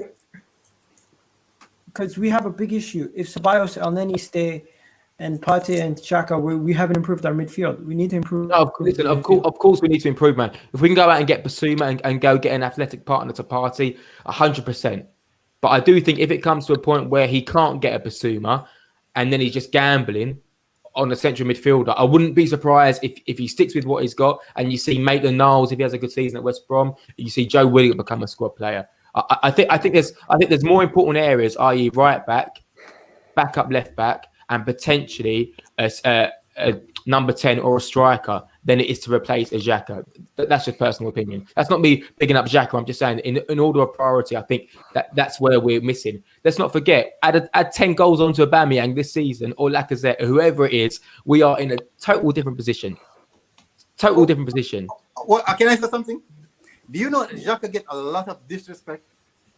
He deserves. He gets criticism. He deserves. Of course, he gets disrespect because he got slagged off by fans, and he gave it back to fans, and the fans don't like it. Bottom line, I was at the game at the Emirates. I was at the game, and I clapped him off. Yeah. And if that was me, I would have told all the fans to go do one as well. Yeah. Mad. The fact that you've just said that just kind of annoys me. Like that's. He has been the most consistent available player for us. He has been the most consistent fact. Since I've known Granit Xhaka, I cannot recall Granit Xhaka being out for 2 weeks. Consistently crap. We can say it's crap, but he's always there. It's factually incorrect, though. It's factually incorrect. He's not consistently crap. He might not be the levels of what we had previously, but he's not consistently crap. He's ill-disciplined for a starter. And you want facts? 40 yellow cards since the 2016-17 season. That's the second most of any Premier League player since then. He's had what? It's so weird. He had a stupid red card. And going back to the disrespect thing, I don't care whether you're getting it or not. you as a captain of Arsenal Football Club have no right in any means to then start swearing at the fans, because at the end of the day, without us, you don't have a job. Big Schooner. No, He doesn't have a job without us. He can go into the changing rooms and go to Aubameyang and say, "Oh, fuck the fans, this and that." I don't care. You can do that all you want. Yeah, I don't care. You doing that on Emirates when we're losing to Crystal Palace is pathetic, because it shows how much of a failure and a loser mentality he has, because he cares more about being disrespected and giving it back to the fans than he does about getting off that pitch quickly, handing over the armband and winning that game. That's what it is. The reason why we have mistakes isn't, oh, it's bad luck, it's the footballing gods. It's because we have a failing mentality. You don't make that many mistakes over the course of 6-7 years because of bad luck. That's the most pathetic. You could be scarred. You could be scarred. The players it is that, Egal, because the players come in, they look at past failures. They see the Champions League final. They see the Europa League final as failures, and they're so scared to make those failures, they make mistakes. We need people to come into the club and to give them proper mental I don't think these coaching, guys know about that. because they're all failures. They're all failures. No, come on, man. Come on. They have a failing mentality. You're telling me Thomas Partey and Granit Xhaka. Let me explain this. Listen to this. Because all we do is you fail. man are backing up a player since who we bought in, the same year we bought him in. Yeah. It's the same year we stopped getting Champions League. Oh no, listen. What I'm saying about Granit Xhaka now. We also brought in Mustafi. We also brought in Lucas Perez. We also brought in an Asian bloke that I forgot his name that never played a game for us. That window, we signed like 5 players, and all those players were busts. What do you expect? It's not just him. He's a personal person. I'm just saying, you're defending this guy. Yeah, he's shit, bro. I don't know why you're defending. You're defending. There's no other options in the You're team. defending someone who disrespected the club. He disrespected the club. No, why You not? see, Okay. wait. You see Ty from With the AFTV. disrespect thing, I don't really give a shit. You see Ty crying about Mourinho and that. Don't get enough feelings in it. Like, just shut up and get it back, fam. It is what it is, fam. 2016 is what it is. Is he worse? At the end of the day, don't sit here and expect me to defend you when week in and week out I see consistently shit football from you. No, okay. I see consistently. Who would you rather play? You cannot defend that. Cam, this year he's not been consistently shit. I know what you're saying. No, he hasn't. He hasn't. He has not been consistent. No. He didn't have an amazing game. He had an amazing half. With Elneny, he was crap. He was crap when he was with Elneny. As soon as Partey came on the pitch, and I've been saying this since Partey arrived, Partey makes Xhaka look better than he is because Partey protects him. As soon as Partey came on that pitch, everybody was saying, "Oh, look how good Granit Xhaka." Look, no, he doesn't. So Højbjerg and Ndombele are worse, yeah. And Ndombele and Højbjerg walk into this team, they throw Xhaka out, and then laugh at him like they'd walk into this team right now. I don't care that they're Tottenham. I'd take Højbjerg and then Ndombele. You speak about respect. Just to go back, respect is a two-way street. We have some of the most disrespectful fans in football. So if you've got 40,000 people booing you, do you know what? If you give the crowd an F off in frustration, I mean, listen. I mean, I think we'd all do the same. We'd all do the same. No. Well, yeah, as Troop said on that day, yeah, I'd give my life to play 2 minutes for Arsenal Football Club. He gets paid to do it, yeah. So I don't care about if he's getting disrespect from 40,000 fans. I don't care. Imagine if Tony Adams saw someone do that, he'd go up to the bloke and punch him. You don't do that. Look at what Thierry Henry said after that game. He said he has no right to do that disrespect. Our legends, our players who have won us things, said he has no right to do that. And they, as winners, got some of the worst of it because when we were losing, when they were there, they got abused just as much as Xhaka did. So if they're saying that, he had no right to do that. I'm sorry, that's it. He had no right to give it back. One second, guys. Got in the way he did. From getting 50 likes, if 2 of you guys could like it, we'll get over that. Totally entitled to your opinion. Just out of interest, were you there on the day? Were you at the ground that day? I don't need to be there on the day. I saw what he did. I saw what the fans did. Don't get me wrong. Okay. The fans were in no right to do what they can boo him all they want. You're allowed to boo the guy. And I understand that some of them went a bit far and, said something about his family and that. You can't do that. That's not right. You don't ever do that. But booing a player is a casual thing. It's every sport. They boo people in WWE, for Christ's sake. Like, come on, man. You're getting booed. Don't cry about it. No, but I'm not. I wasn't meant to be a patronising or rhetorical question. No, yeah. But what I'm saying is, I was there. The things people were saying to him were so disrespectful. It would literally be incredible for anyone not to react. And to go back to Xhaka's yellow cards, obviously it's a really bad record. Let's not forget, Patrick Vieira was a world-class player. When Patrick Vieira got yellow cards and red cards, he was almost applauded for that. That was a sign of why he was a great player, because he didn't take any mess. But when Xhaka does it, because he's not a good player, and of course it's detrimental. Vieira got sent off, I think, a red card against Liverpool in like 2001. They missed a game, and then he got sent off again. So players do get red cards. Harry, do you have a Xhaka shirt? No, I don't have a Xhaka shirt. No, Cam. I don't know if you just obviously, but I want to buy you a Xhaka shirt. I swear to God, I want to buy you a Xhaka shirt. I'm not necessarily fighting positive Xhaka. I'm just fighting the rational thought. I'm fighting the be objective. I'm not fighting, he's shit, he ain't done this, This season, Granit Xhaka has been better and he's improved drastically. And you only have to look at the games that we've won where he's played a key role. Whether it's next to Partey or not, that's what makes good midfielders, your midfield partner. Of course, you've got your Vieiras and your Roy Keanes who can do it all on their own. But now many teams are about having two good midfielders next to each other. That's all about partnerships. Because Shelby was a great centre half. We never put someone next to him, and that's how it worked.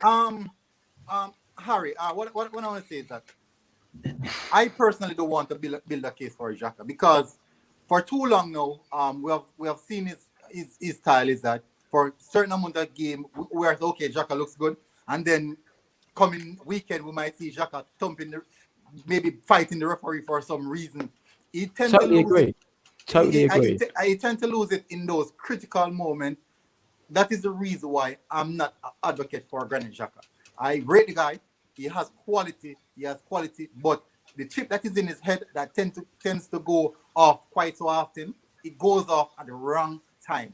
Totally agree. So we're playing against Leicester City. Can I stop you there? Neither of you guys mentioned this. He may not be good enough. He may not be good enough for what your standard of quality of player is. But as of right now, for the players that we currently have with no transfer window, you have a choice of Elneny, Ceballos, Thomas Partey, right? Those are 4 guys you can play in that position. People saying play Aziz, that to me is ridiculous because he's a young kid, too much to do, right?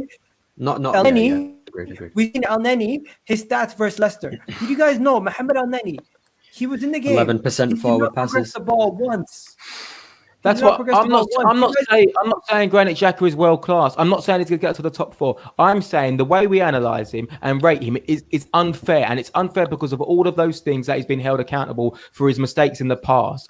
He shouldn't have made the mistakes then. That's it. You don't do it, and then no one will remember that. All right, cool. Well, there we go. Case closed. Let's sell him now. Never play him again because he made a mistake. Yeah, get rid of him. It's not the fact that he made a mistake, Harry. He makes more mistakes than anybody else. Harry's on board. Xhaka out. Xhaka makes more mistakes than anybody. How many mistakes has he made this year? Goon Express, how many mistakes has he made this year? Well, he made one against Leicester. He made one against Leicester because the way he was tracking back Tielemans was pathetic. You chased that guy down. The way you could see it in his face, it was like 6 minutes in and he already looked like he was tired as out. Ask anybody. Xhaka was at somewhat fault for that Leicester goal. Not fully. Yeah. Don't count all that red card. There's loads of different things. Don't count all the mistakes he's made. Let me ask you this: who are you going to start for the remainder of the season? Ceballos. You're going to say, but he made 2 mistakes against Benfica, this and that. Yes, he did make 2 mistakes against Benfica, but at the end of the day, Ceballos is a better player going forward. Personally, I would start making Niles because the best games I've seen him play. He's at West Brom. Well, if I could, I'd start Guendouzi, but that's never going to happen. But okay, first of all, you can start Guendouzi against in the midfield with Thomas Partey. Guendouzi has no positional discipline, which means that Thomas Partey tends to go a bit high some of the times, and which would leave a massive gap in our midfield area. Even though I've been watching Guendouzi, and he still has that positional discipline. Ceballos would be the perfect partner for Thomas Partey. Reason being, Ceballos, his defensive stats are far better than Granit Xhaka. Many people don't know. What Granit Xhaka does is rotation and retention of the ball better than most players on the pitch. That is what he does. He's like a Jorginho. They just turn over the ball and consistently keep the ball. It's like they retain possession and nothing else. But Dani Ceballos has every now and then when he has those intricate passes that he can progress the ball quicker, faster than Granit Xhaka. And that is the reason why Ceballos would actually be a better partner. He's more agile. He can cover more ground, and he has higher interception rate. What about the fact that Ceballos is not our player? What about the fact that we don't own Ceballos? Ødegaard isn't our player. Wait. Ødegaard isn't our player. Everybody praises Matt Ryan. Everybody praises Matt Ryan like he's our player. He isn't our player. Ødegaard, he isn't our player. Same for Ceballos. Like, it doesn't make a difference. That's different. The reason why it's different, is because if you play Ødegaard, who else do you have a choice? Right now, Smith Rowe's injured. You have to play Ødegaard. If Leno's injured, you have to play Matt Ryan. You're not going to play Rúnarsson because Rúnarsson's trash, and we only got him for 1 million. Yeah, but Xhaka's trash, so you have to play Ceballos. No. The thing about Xhaka is he gives you better performances than the likes of Elneny, and at times than Ceballos himself. And also, Ceballos is hot and cold. You cannot say bench Bellerin for the rest of the season, bench Xhaka for the rest of the season, just because you don't like them and they don't perform well. Yeah, but they're not good enough. If you bench these players the rest of the season, you know what's going to happen. We're going to have a Kepa situation in our hands where we have a player we don't like, and because we bench them, now nobody in the market wants to buy them. Yeah, that is a good case. But at the end of the day, what we want now is we want to win. And yeah, exactly. We're 10th, Egal. We don't exactly have the space and the league position to just say, let's just play our rubbish players to get the value up. We're 10th, but how far away are we from Liverpool, who's 6th or 5th? Okay. How far away from even Aston Villa? The league position is Hughwizzy this year. The league position is not real. People can forget. Yeah, that is true. Everybody says we're 6 whatever points away from this and that. People have games in hand. That lead will get bigger and bigger and bigger. We're not necessarily. Teams that have games in hand are Aston Villa, Everton, and Man City. We're not. Tottenham have a game in hand as well. So everybody says, we're this and that behind Tottenham. When they win, then look. You think we're going to beat Tottenham? Really? Next week. Come on! We said we were going to beat Tottenham in the first game. They absolutely dominated us. Like they dominated us. You really think we're going to go in that game and be happy? The first game, but you know what, man? I believe we're going to win this game. Do you know why? Because of Harry's guy.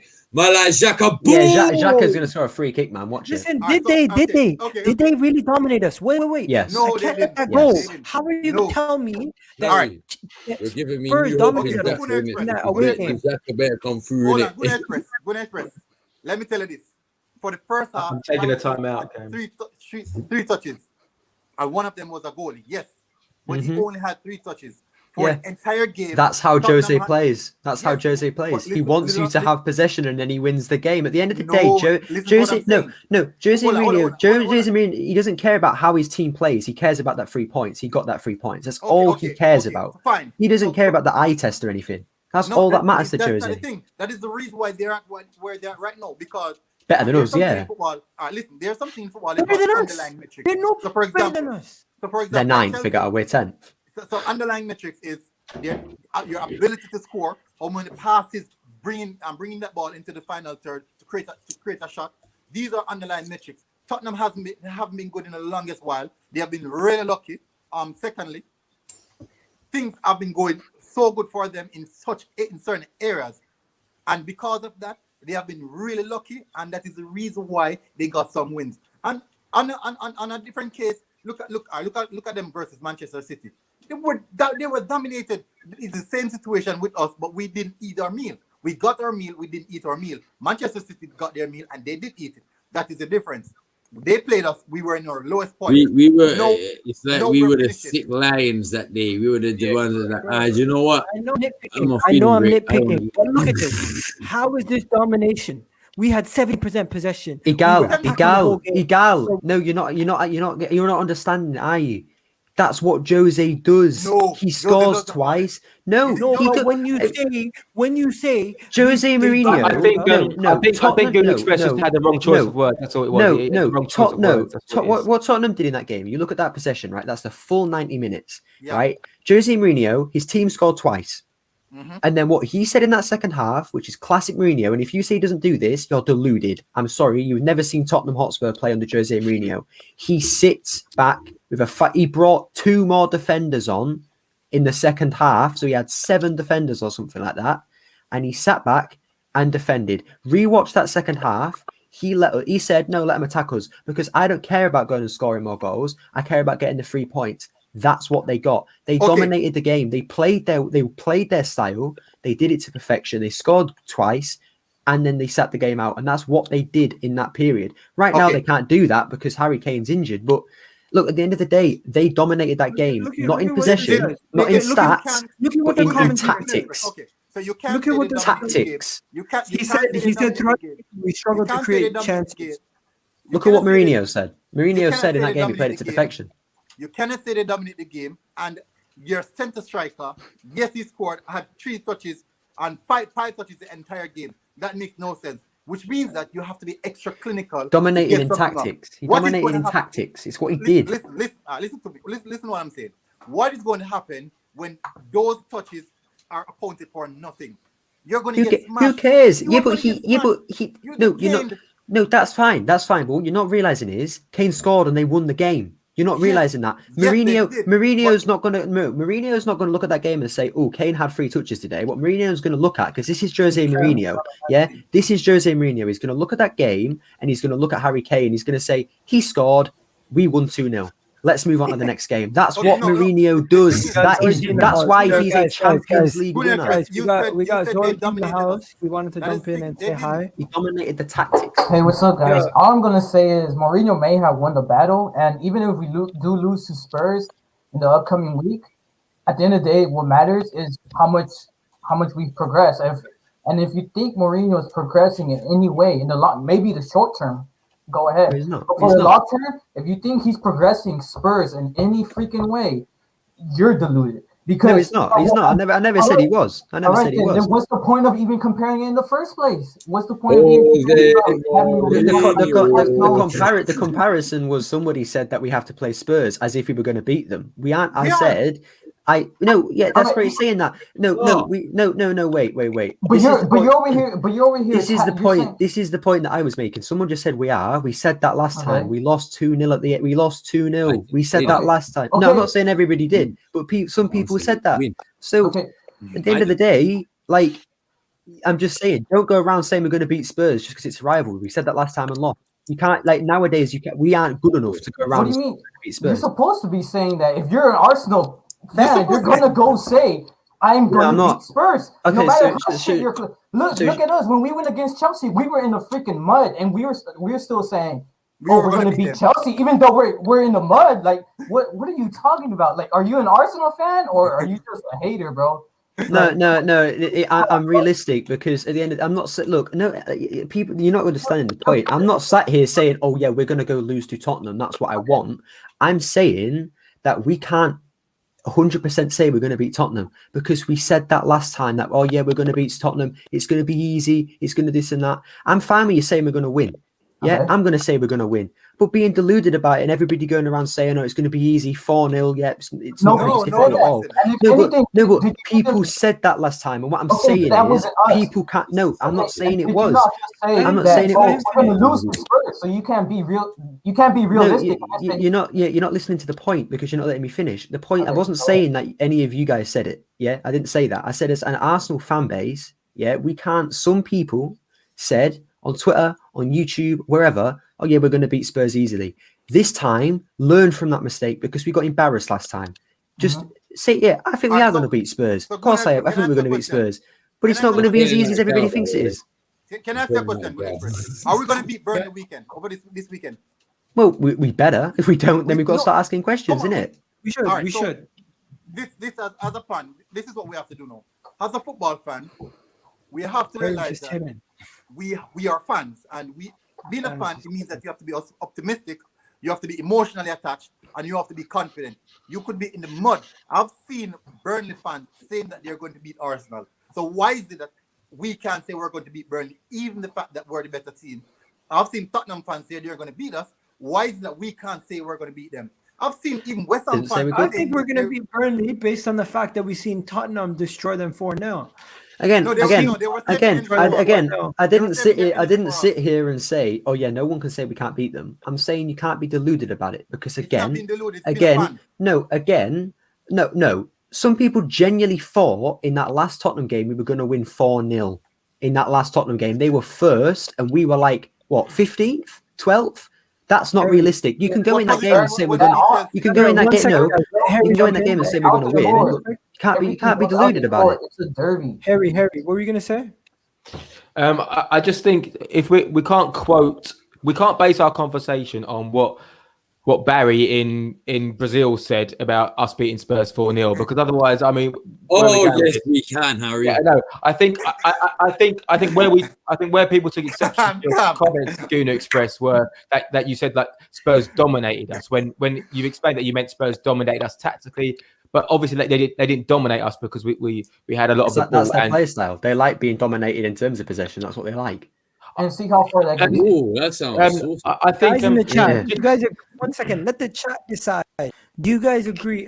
People in the chat, let me know. Did Tottenham Hotspur dominate us in that game? I'm not saying possession, just the game. Egal. When you watched it, did you feel like they dominated us? Because I thought they didn't. Gunnar Express thought they did. Harry, did you think they did? Yeah, to quote Kevin De Bruyne, let me talk for 1 second. So I don't think Mourinho ever has the intention of his team not having the ball. I mean, you would never accuse him of that at Chelsea or even when he got Man United function. I think at Spurs, because of the player quality, they don't have the ability to keep the ball. So his only defense mechanism is to sit back and soak it up. Because essentially, whilst we all say Højbjerg's better than Xhaka and Ndombele is better than Xhaka, they can't dictate games. Which is why they're always lower on possession. We can dictate games. Gunnar Express is getting love. Gunnar Express is getting a lot of love. Zorgi, do you think we dominated that game?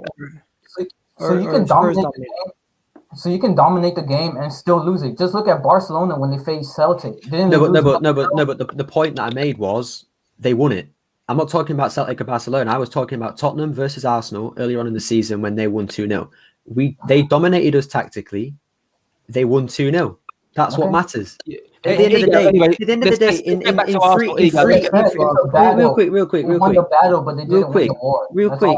quick, in 3 years, no one's going to look back at that game and in 3 years, no one's going to look back at that game. Sorry, Jordan's on the phone. Jordan's on the phone. Let's get back to Arsenal. We're not here to talk about Spurs. I just think we have to be careful with the facts that we use. So, for example, Spurs are better than us because they're ninth. I mean, are West Ham better than Liverpool? My other phone's ringing. They're not. So West Ham better than us? No, of course they're not. They're just having a better season. So we can't just simply refer to league positions. Can I bring up a point that you made earlier, actually, Harry, which I forgot to mention? You said that we need to overperform to get top four. Doesn't that mean we're on the same level as West Ham? No. But doesn't that mean we're on the same level as West Ham and Leicester? No, because you said earlier that they've overperformed this season. They're not good enough to get top four. They've overperformed to get there. You're saying that we need to overperform to get there as well. So I'm not trying to accuse you or anything. I'm just asking the question. Does that mean we're on the same level, or is it a different reason why we have to overperform? I didn't hear that, bro, because other people talking. Say that again. So you said people say that Leicester and West Ham have overperformed to get where they are this season, and you said earlier that we need to overperform to get top four, which I agree. We can't just accept top four. We've got to overperform to get it. But does that mean currently we are in the same situation as West Ham and Leicester, or did you mean something different? No, it means that they've overperformed this season and we've underperformed. And Liverpool have underperformed, and Chelsea have underperformed, and Spurs have underperformed, which is why Leicester, Everton, and West Ham are all going to be closer to top four than we are, unless something changes in the last 12 games. No, that's acceptable. But then you said that next season we need to hope for the bigger teams to underperform and us to overperform. So what you're saying is we're in the same level as West Ham because they've they've capitalized on underperformances from us and Liverpool, right? Okay, all right. So you're making. Can I answer? You're making a valid point. So, for example, at the same season that Leicester City won the league, they overperformed and everyone else underperformed. Yeah, oh, definitely, yeah.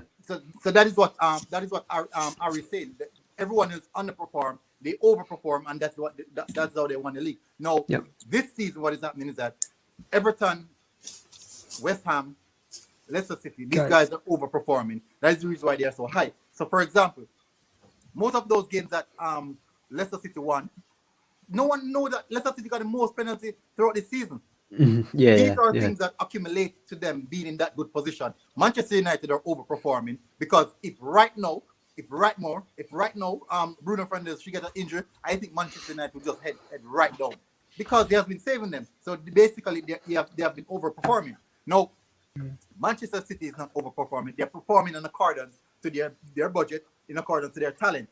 That is performance. No, Liverpool are underperforming in accordance to their talent and their budget as well because they have so many injuries and whatever. No one cares. No, for Arsenal Football Club, we're not looking at the fact that how many times since the beginning of the season we have fielded our best 11. How many times? I can guarantee we have yet to field our best team, our best 11, our best 11 over 5 times. You have yet to see Thomas Partey, Pierre-Emerick Aubameyang, Bukayo Saka, Gabriel Magalhães, Kieran Tierney, on Leno on the pitch at the same time. You're not going. We haven't seen that for so often. So we have been inflicted by injuries just the same as everyone else. These are some of the things that hurt us. So for us to really get that kick, we have to overperform. Players like Xhaka would have to lift their game extremely above their normal. Players like Héctor Bellerín would have to lift their games above the normal as well. Oh, like I don't know what happened to your voice. Robot voice kicked in. Have to lift their level way above until we can put ourselves in a good position. Then now we can purchase players that are actually at that level. So Granit Xhaka and these players actually lift their level too. So that is general. Especially when you agree with that, Guys, 1 second. Let me get YS on the line. YS called in because he's like, you guys are triggering me. He needed to get something off his chest. He's like, let me in. But before I let you go, let me talk. Before I let you in, Cam, you're killing me in the chat, bro. You're killing it in the chat. People agree with you. Dan got in. Everyone's saying. Anyways, YS, go ahead. Yeah. The floor is yours. What was I gonna say? I forgot what I was gonna say. To be honest, He's been waiting that long. Don't let the nerves get to you, he's been waiting that long, man. No, wait. I was gonna say, basically, you're telling me that West Ham have a squad than us. I don't think if our strongest 11 versus their strongest 11. Who's got the best squad? Oh, we have the best squad. Yeah, we have the best squad. But then, who said West Ham have a better squad? Who said West Ham have a better squad? It's a rhetorical question. Let him finish. Yeah, we shouldn't be 10th, but because we're Arsenal. If we're having a bad season, we should be at least top 6, not 10th. We shouldn't be somewhere 10th. That's embarrassing. Where did we finish last season? Where did we finish last season? We finished 8th. Yeah, we finished 8th. Yeah, we finished 8th last season. Did you expect us to get worse or better? I expected us to get top 4 when the season started, but now that I'm looking at that we're sitting 10th, I don't even see us getting top 8th. If I'm honest, because Everton's better than us. Yeah, agreed. Aston Villa's better than us. Maybe Wolves could actually challenge us for top 8. You never know. It's hard. This season or next season? You mean? Okay, I'm going to say I don't know about Wolves this season, but guys in the chat. One second. Guys in the chat. If you agree with Cams and you want Xhaka out, hashtag Xhaka out. If you agree with me, Harry, and Military Gunner, hashtag Xhaka in. Let's do it. I know this.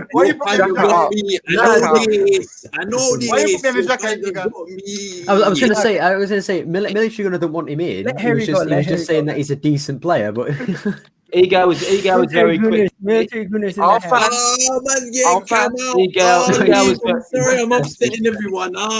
Sorry. Let Harry go. Egal's very quick to throw titles at people. Like, this guy's Arteta in, this guy's Arteta out. I'm all for finding an improved central midfielder. I'm just saying, Xhaka isn't as bad as what you think he is, and take out your personal opinions. That's what I'm saying. And if you Yeah. still, Hashtag Arsenal in. if you still think he's bad, then I'd encourage you to look at the stats and watch the games again. That's all I'm saying. So, Xhaka, I look you're at telling me stats. Xhaka has cost us. I rewatched Xhaka that has game cost us. from the other day. I was like, no, Xhaka, why are you still doing fuck ups, bro? So can I say something? Guys, Egal, let's move Egal, past okay. the So Xhaka why- conversation. why- I'm sorry. Okay, why? So there's this thought going around that Arsenal Football Club, based off what we have, we shouldn't be at 10th position in the table. No, the truth about football is that nothing is given in the world of football. Nothing is guaranteed in the world of football. Do you believe that Liverpool should be 7th right now in the current No. squad? No, we No. don't. That is the thing. This season that we're having is an unprecedented season, just as a pandemic. No one is expecting anything, and anything can happen. One thing And that we is the are truth. expecting is likes. That is the real truth. And what we have to realize is that it is not just that the team is not good enough. It's not saying that the team is not good enough, but we have so many incidents, so many individual incidents that cost us valuable points that could have put us in good position. And do you know that each time we're on an uprising, something stupid happens? So, for example, when we win 3 games in a row, someone do something stupid, we got a red card, and then that break momentum. You know what these things are? It actually break the morale of the team. So when instead of us going on a winning run, now we're approaching game with fear. No, that is Yeah, scary. but- That is scary. That is the truth.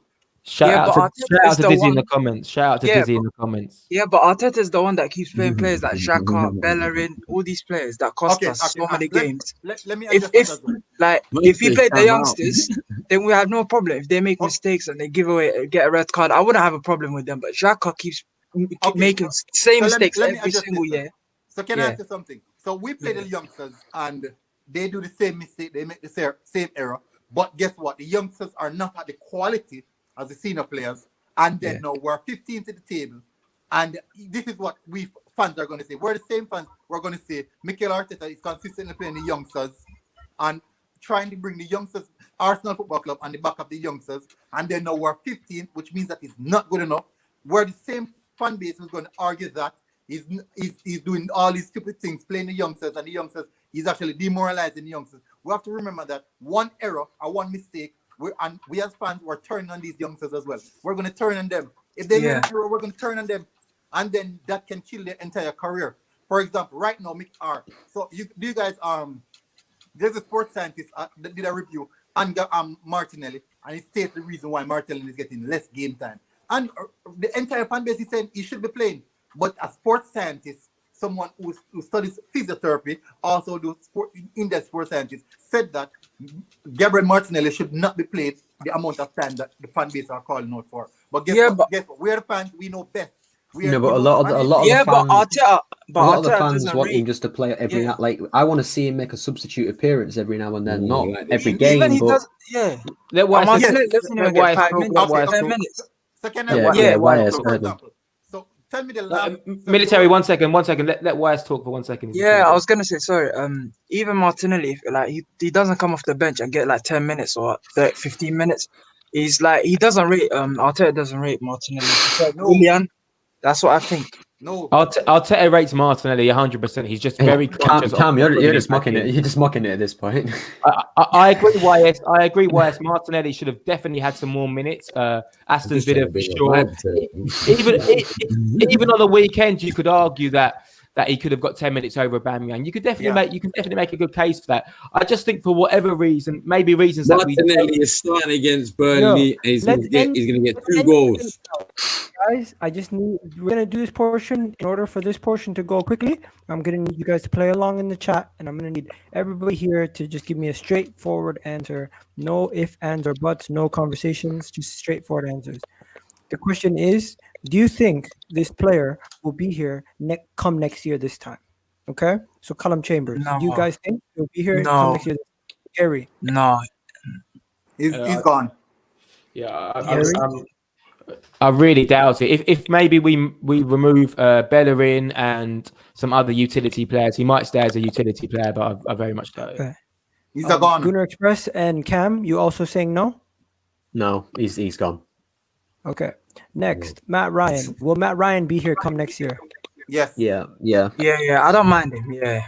Everyone Yes. is in He's a good agreement that backup. he'll be our backup goalkeeper. Will be Can I just He's decent. Can I just make a point about Ryan? I remember a few videos ago, Egal, I said that I wouldn't take him. I thought that we had to pay for him. I didn't realize he'd be a free. On a free deal, I'd take him. I wouldn't pay money for him, but yeah, I want to take that back. Yeah, I didn't realize at the time when I said I wouldn't take him that he was free.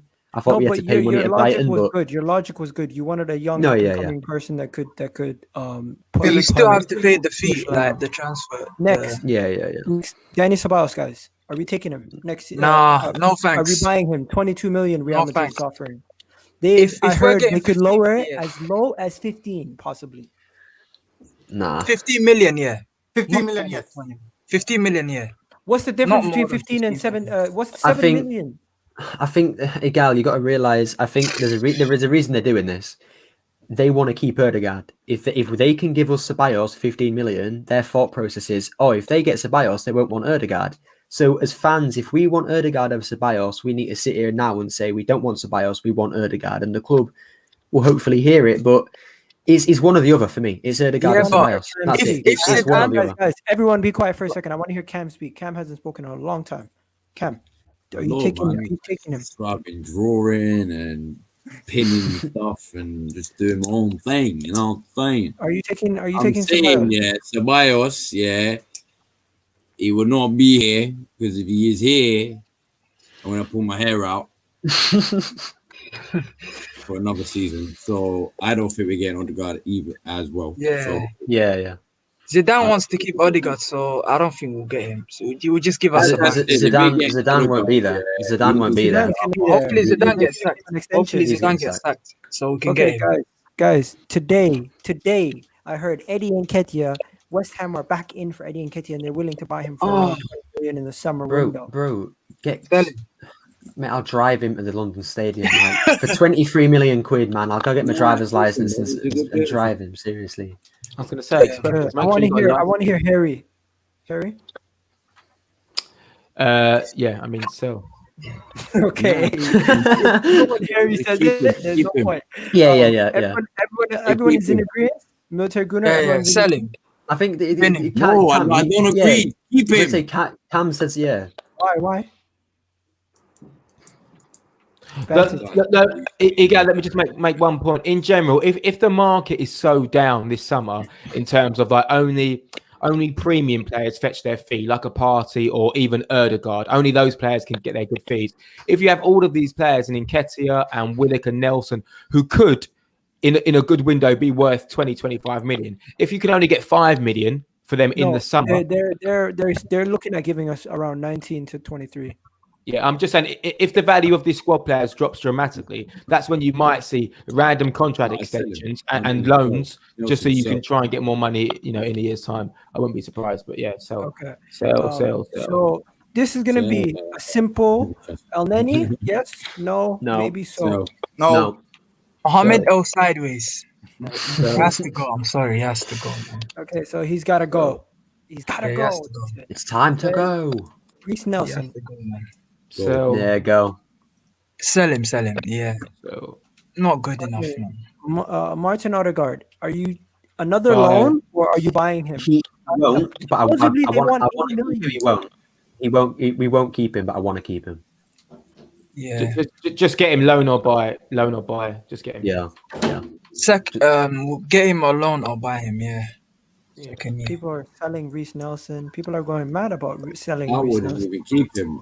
If you're gonna want to buy him, yeah, like I said, his clause is mad. So why not use the same money and go get Grealish? What about Yeah, another true. Yeah, loan yeah, with true, an true, option to true. buy? What about another loan? I would But love it that. depends on the option to buy, isn't it? Like if it's 80 million, then no. But if it's something like 40-30 million, then definitely. But at the end of the day, Zidane likes him, but Ødegaard doesn't like Zidane. If Zidane gets sacked, he'll stay at Madrid because they'll put a massive release clause on him. The new manager will be forced to play him. Jesus Christ! I think Ødegaard will kick up a fuss and ask to stay. I think Ødegaard will. I think he will. Did you see his reaction to the goal against Benfica? Yeah. The guy was praying on the floor like he cares. Yeah, he was, cares a lot. That's what a That's good how manager does, man. That's what a good manager and Arteta does to players, man. Arteta. How did I know you were gonna bring Now that talk up? about Harry, you think Arteta is Pep? Yeah. Hello, Ainsley Maitland-Niles. In my opinion, ladies and gentlemen, because he went to West Brom, he's finished at Arsenal. Yeah. No, agreed. he's not. He's not. We could use this guy as a squad player. You know, he's good, man. He's No. versatile. He can play right From back. He can the play politics. He can play left Why back. not? The politics. wing The back. politics. Do you know what he did? He chose not to go to. He chose not to go to Southampton, Southampton. and instead went to West Brom because they No, offered Arsenal never let him go to Leicester because they Arsenal see them as rivals. Southampton. Southampton know. deal was done. No, because he wanted to play in the midfield. That's why. Yeah. That's why. And West Brom don't have quality. That's the point Egal's trying to make. The club wanted him to play right back, and because he refused, the club got quite annoyed and they let him go on loan. But I think because that reason, he's gone. I think the club they'll be annoyed that he wants to play midfield. He's not good enough. He can't retain the ball. He can't do nothing with the ball. He can't pass. I don't know why he wants to play midfield. I'm just gonna be quick. I'm gonna be quick. Runnerson, I'm skipping. Cedric, I'm skipping. Saka, I'm skipping. Mustafi, Pablo Marí, I'm skipping. Mustafi doesn't exist. Now let's talk about these three. This is gonna be a David good one. Luiz. So. Wait, are we going for what? First things first. David Luiz, player coach contract. Sell. I'm back into the death you don't man. have to, there's no sell. You just let him run his contract down. No, Egal, say who you want to talk, because otherwise we're just all talking over each other. Free him. I'm gonna go Harry first, and then Cam, and then Gunnar Express, and then Military Gunnar, and YS I'll leave you for last. So just give me all three. Yes, no, yes, no. So Harry. Keep Xhaka, David Luiz. I don't know.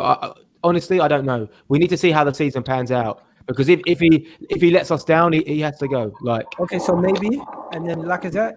1 second on David Luiz. None of this player contracts, either as a player, so none of this player coach, either as a player for one more year or not. No player coach doesn't make sense. And Lacazette, sell Lacazette, unfortunately. Okay, Harry. Sorry, why did I say Harry again? Gunnar Express.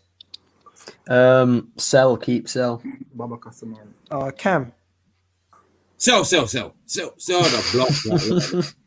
Okay. Military Gunnar. Sell. And then YS. So all of them. Bin all of them. Do you guys want to know something? I'm keeping Granit Xhaka because I don't think we can go and get a better quality midfielder when we're losing Ceballos and Elneny in this window. So I'm keeping Granit Xhaka as a third choice midfielder, and I'm bringing in two more. I'm trying to bring in at least two more midfielders in this season. David Luiz, I'm bringing him. I'm keeping David Luiz as a center back. Hear me out. We have 11 center backs on our books. I'm keeping David Luiz as a player coach, and Lacazette I'm selling to bring in either Osman Edwards or Pablo Xhaka or something like that.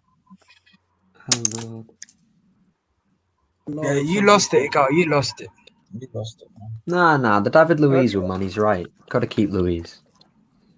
Okay. I don't know. We're skipping Tierney, skipping Pépé, skipping Leno. Yeah, Okay, Tierney all here's day. Willer. Here's where it's interesting. Joe Willock, Pablo. Why did I say Pablo? I mean Balogun. What are we doing with Joe Willock and Balogun? Harry. Yeah, go. Joe Willock, I mean, subject to review after his loan spell. I mean, we can't say anything until we see what he can do in centre mid. He actually looks a little bit better playing for Newcastle in the middle than he did for us. And Balogun, don't care. Me too. What about yourself, Gunnar Express? Yeah, agreed. With Joe Willock. No, with Joe Willock, I think it's a bit of a weird one because he's doing better, but he still has mistakes in him. We see him with the penalty. But for me, if Newcastle give the money, just let him go. But with Balogun, I'd love to keep him, but he's done. He's done. He's done. The guy, he's not even playing for 123s anymore. He's done. He's gone. Yeah. So okay, Cam, get rid of both. Keep one. I'll get rid of Joe Willock. I'll keep Gabriel, and I'll get off. I don't really shit. Oh, we're not even talking about Gabriel, really. We're just Oh talking no, about- I know. I'm just putting another input in there, innit? So. Okay. And then the last one, Military Gunner and YS. Military Gunner. You keeping Joe Willock? Yes, he has some really good attributes, and I think they might be beneficial whilst he grow. Sell Balogun. He hasn't done anything so far, so. Okay. And YS, same thing? I'd sell Willock and try keep Balogun because I've seen what he can do. Like, What can he do? He's quality. What Like, can he do? I've seen him in the Europa League. He scored like 2 goals. Yeah, but I've seen he's got potential. Okay. how many times He can be like Okay. Ian Wright. Guys, last one. Oh yeah, sorry. Just wanted to Last one. I'm just moving on. I'm sorry. Can I guess what everyone's answer is? So Héctor Bellerín. Harry says sell only if you can get a proper backup right back. Gunnar Express is gonna say sell. Yeah, we can find a better right back from the money that we sell him for. Let me guess. Cam is probably gonna say sell. Military Gunnar is probably gonna say sell and make sure you get a proper right back that can defend and attack. And then YS is gonna say he's shit and sell. Am I correct, guys? Yeah, you know that. I love the I feel like we've talked about this so many times. I love the fact I've you never spoken to gave all my of you guys about this guy, so I kind of know. Did I get anyone wrong? you know your panel. No, you know you your know. panel. Okay. Yep. Okay. So we're I'm done. just trying to We're fight the not good even fight gonna- out here, man. Trying to fight the good fight. I'm just trying to encourage player positivity, man, and being respectful. Trying to fight the good fight. You're losing. That's what we're about. You know what it is? This is about having a constructive, healthy conversation about Arsenal without yelling and cussing and insulting each other. Because you know what? You go on Twitter, you say Fuck anything. you, man. Yeah. Twitter is What mad, happened? man. Bro, I on Twitter, think you I just Everyone take, think they're right, but they're not. you Like, just take all the everyone thinks Tottenham they're fan, or you just I'm gonna- everyone just I'm says, gonna- oh, you think it's FIFA. Like if I thought it was FIFA, bro, I'd go to Romania and buy all their good youngsters that have like 90 potentials. What are you on about? I think it's FIFA. It's talking rubbish. Okay, with so regards to you're us, with regards to our squad, with regards to our squad and players we're going to keep and sell. I think Oh my God, get him. I think the key question is like obviously we need to try to generate money, right? Similar to why we sold Martinez in the summer. So like whether it's Willock or Elneny, I suppose it's just about who is more sellable. So maybe Elneny might attract interest in China or Turkey. You know, he loves Turkey. Maybe he'll go to Galatasaray for 25 million. Maybe we can only get 10 million for Willock. So then even though Elneny might be more of an asset or more of a reliable squad player, you probably sell Elneny and you keep Willock. And the same thing might happen for Nketiah. Maybe you can't sell Nketiah or get what he's worth. So maybe you sell Lacazette. Oh my God. Busy man, what did I say about being respectful? What did I say about being respectful? That's what I said to you about why have you not given me? That's rude.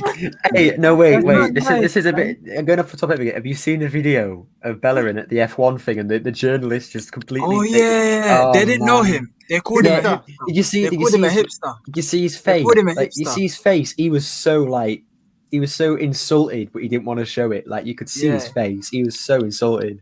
Because they never knew who Bellerin was. And Yeah, he that was so funny. In America, they He was don't about know. to cry.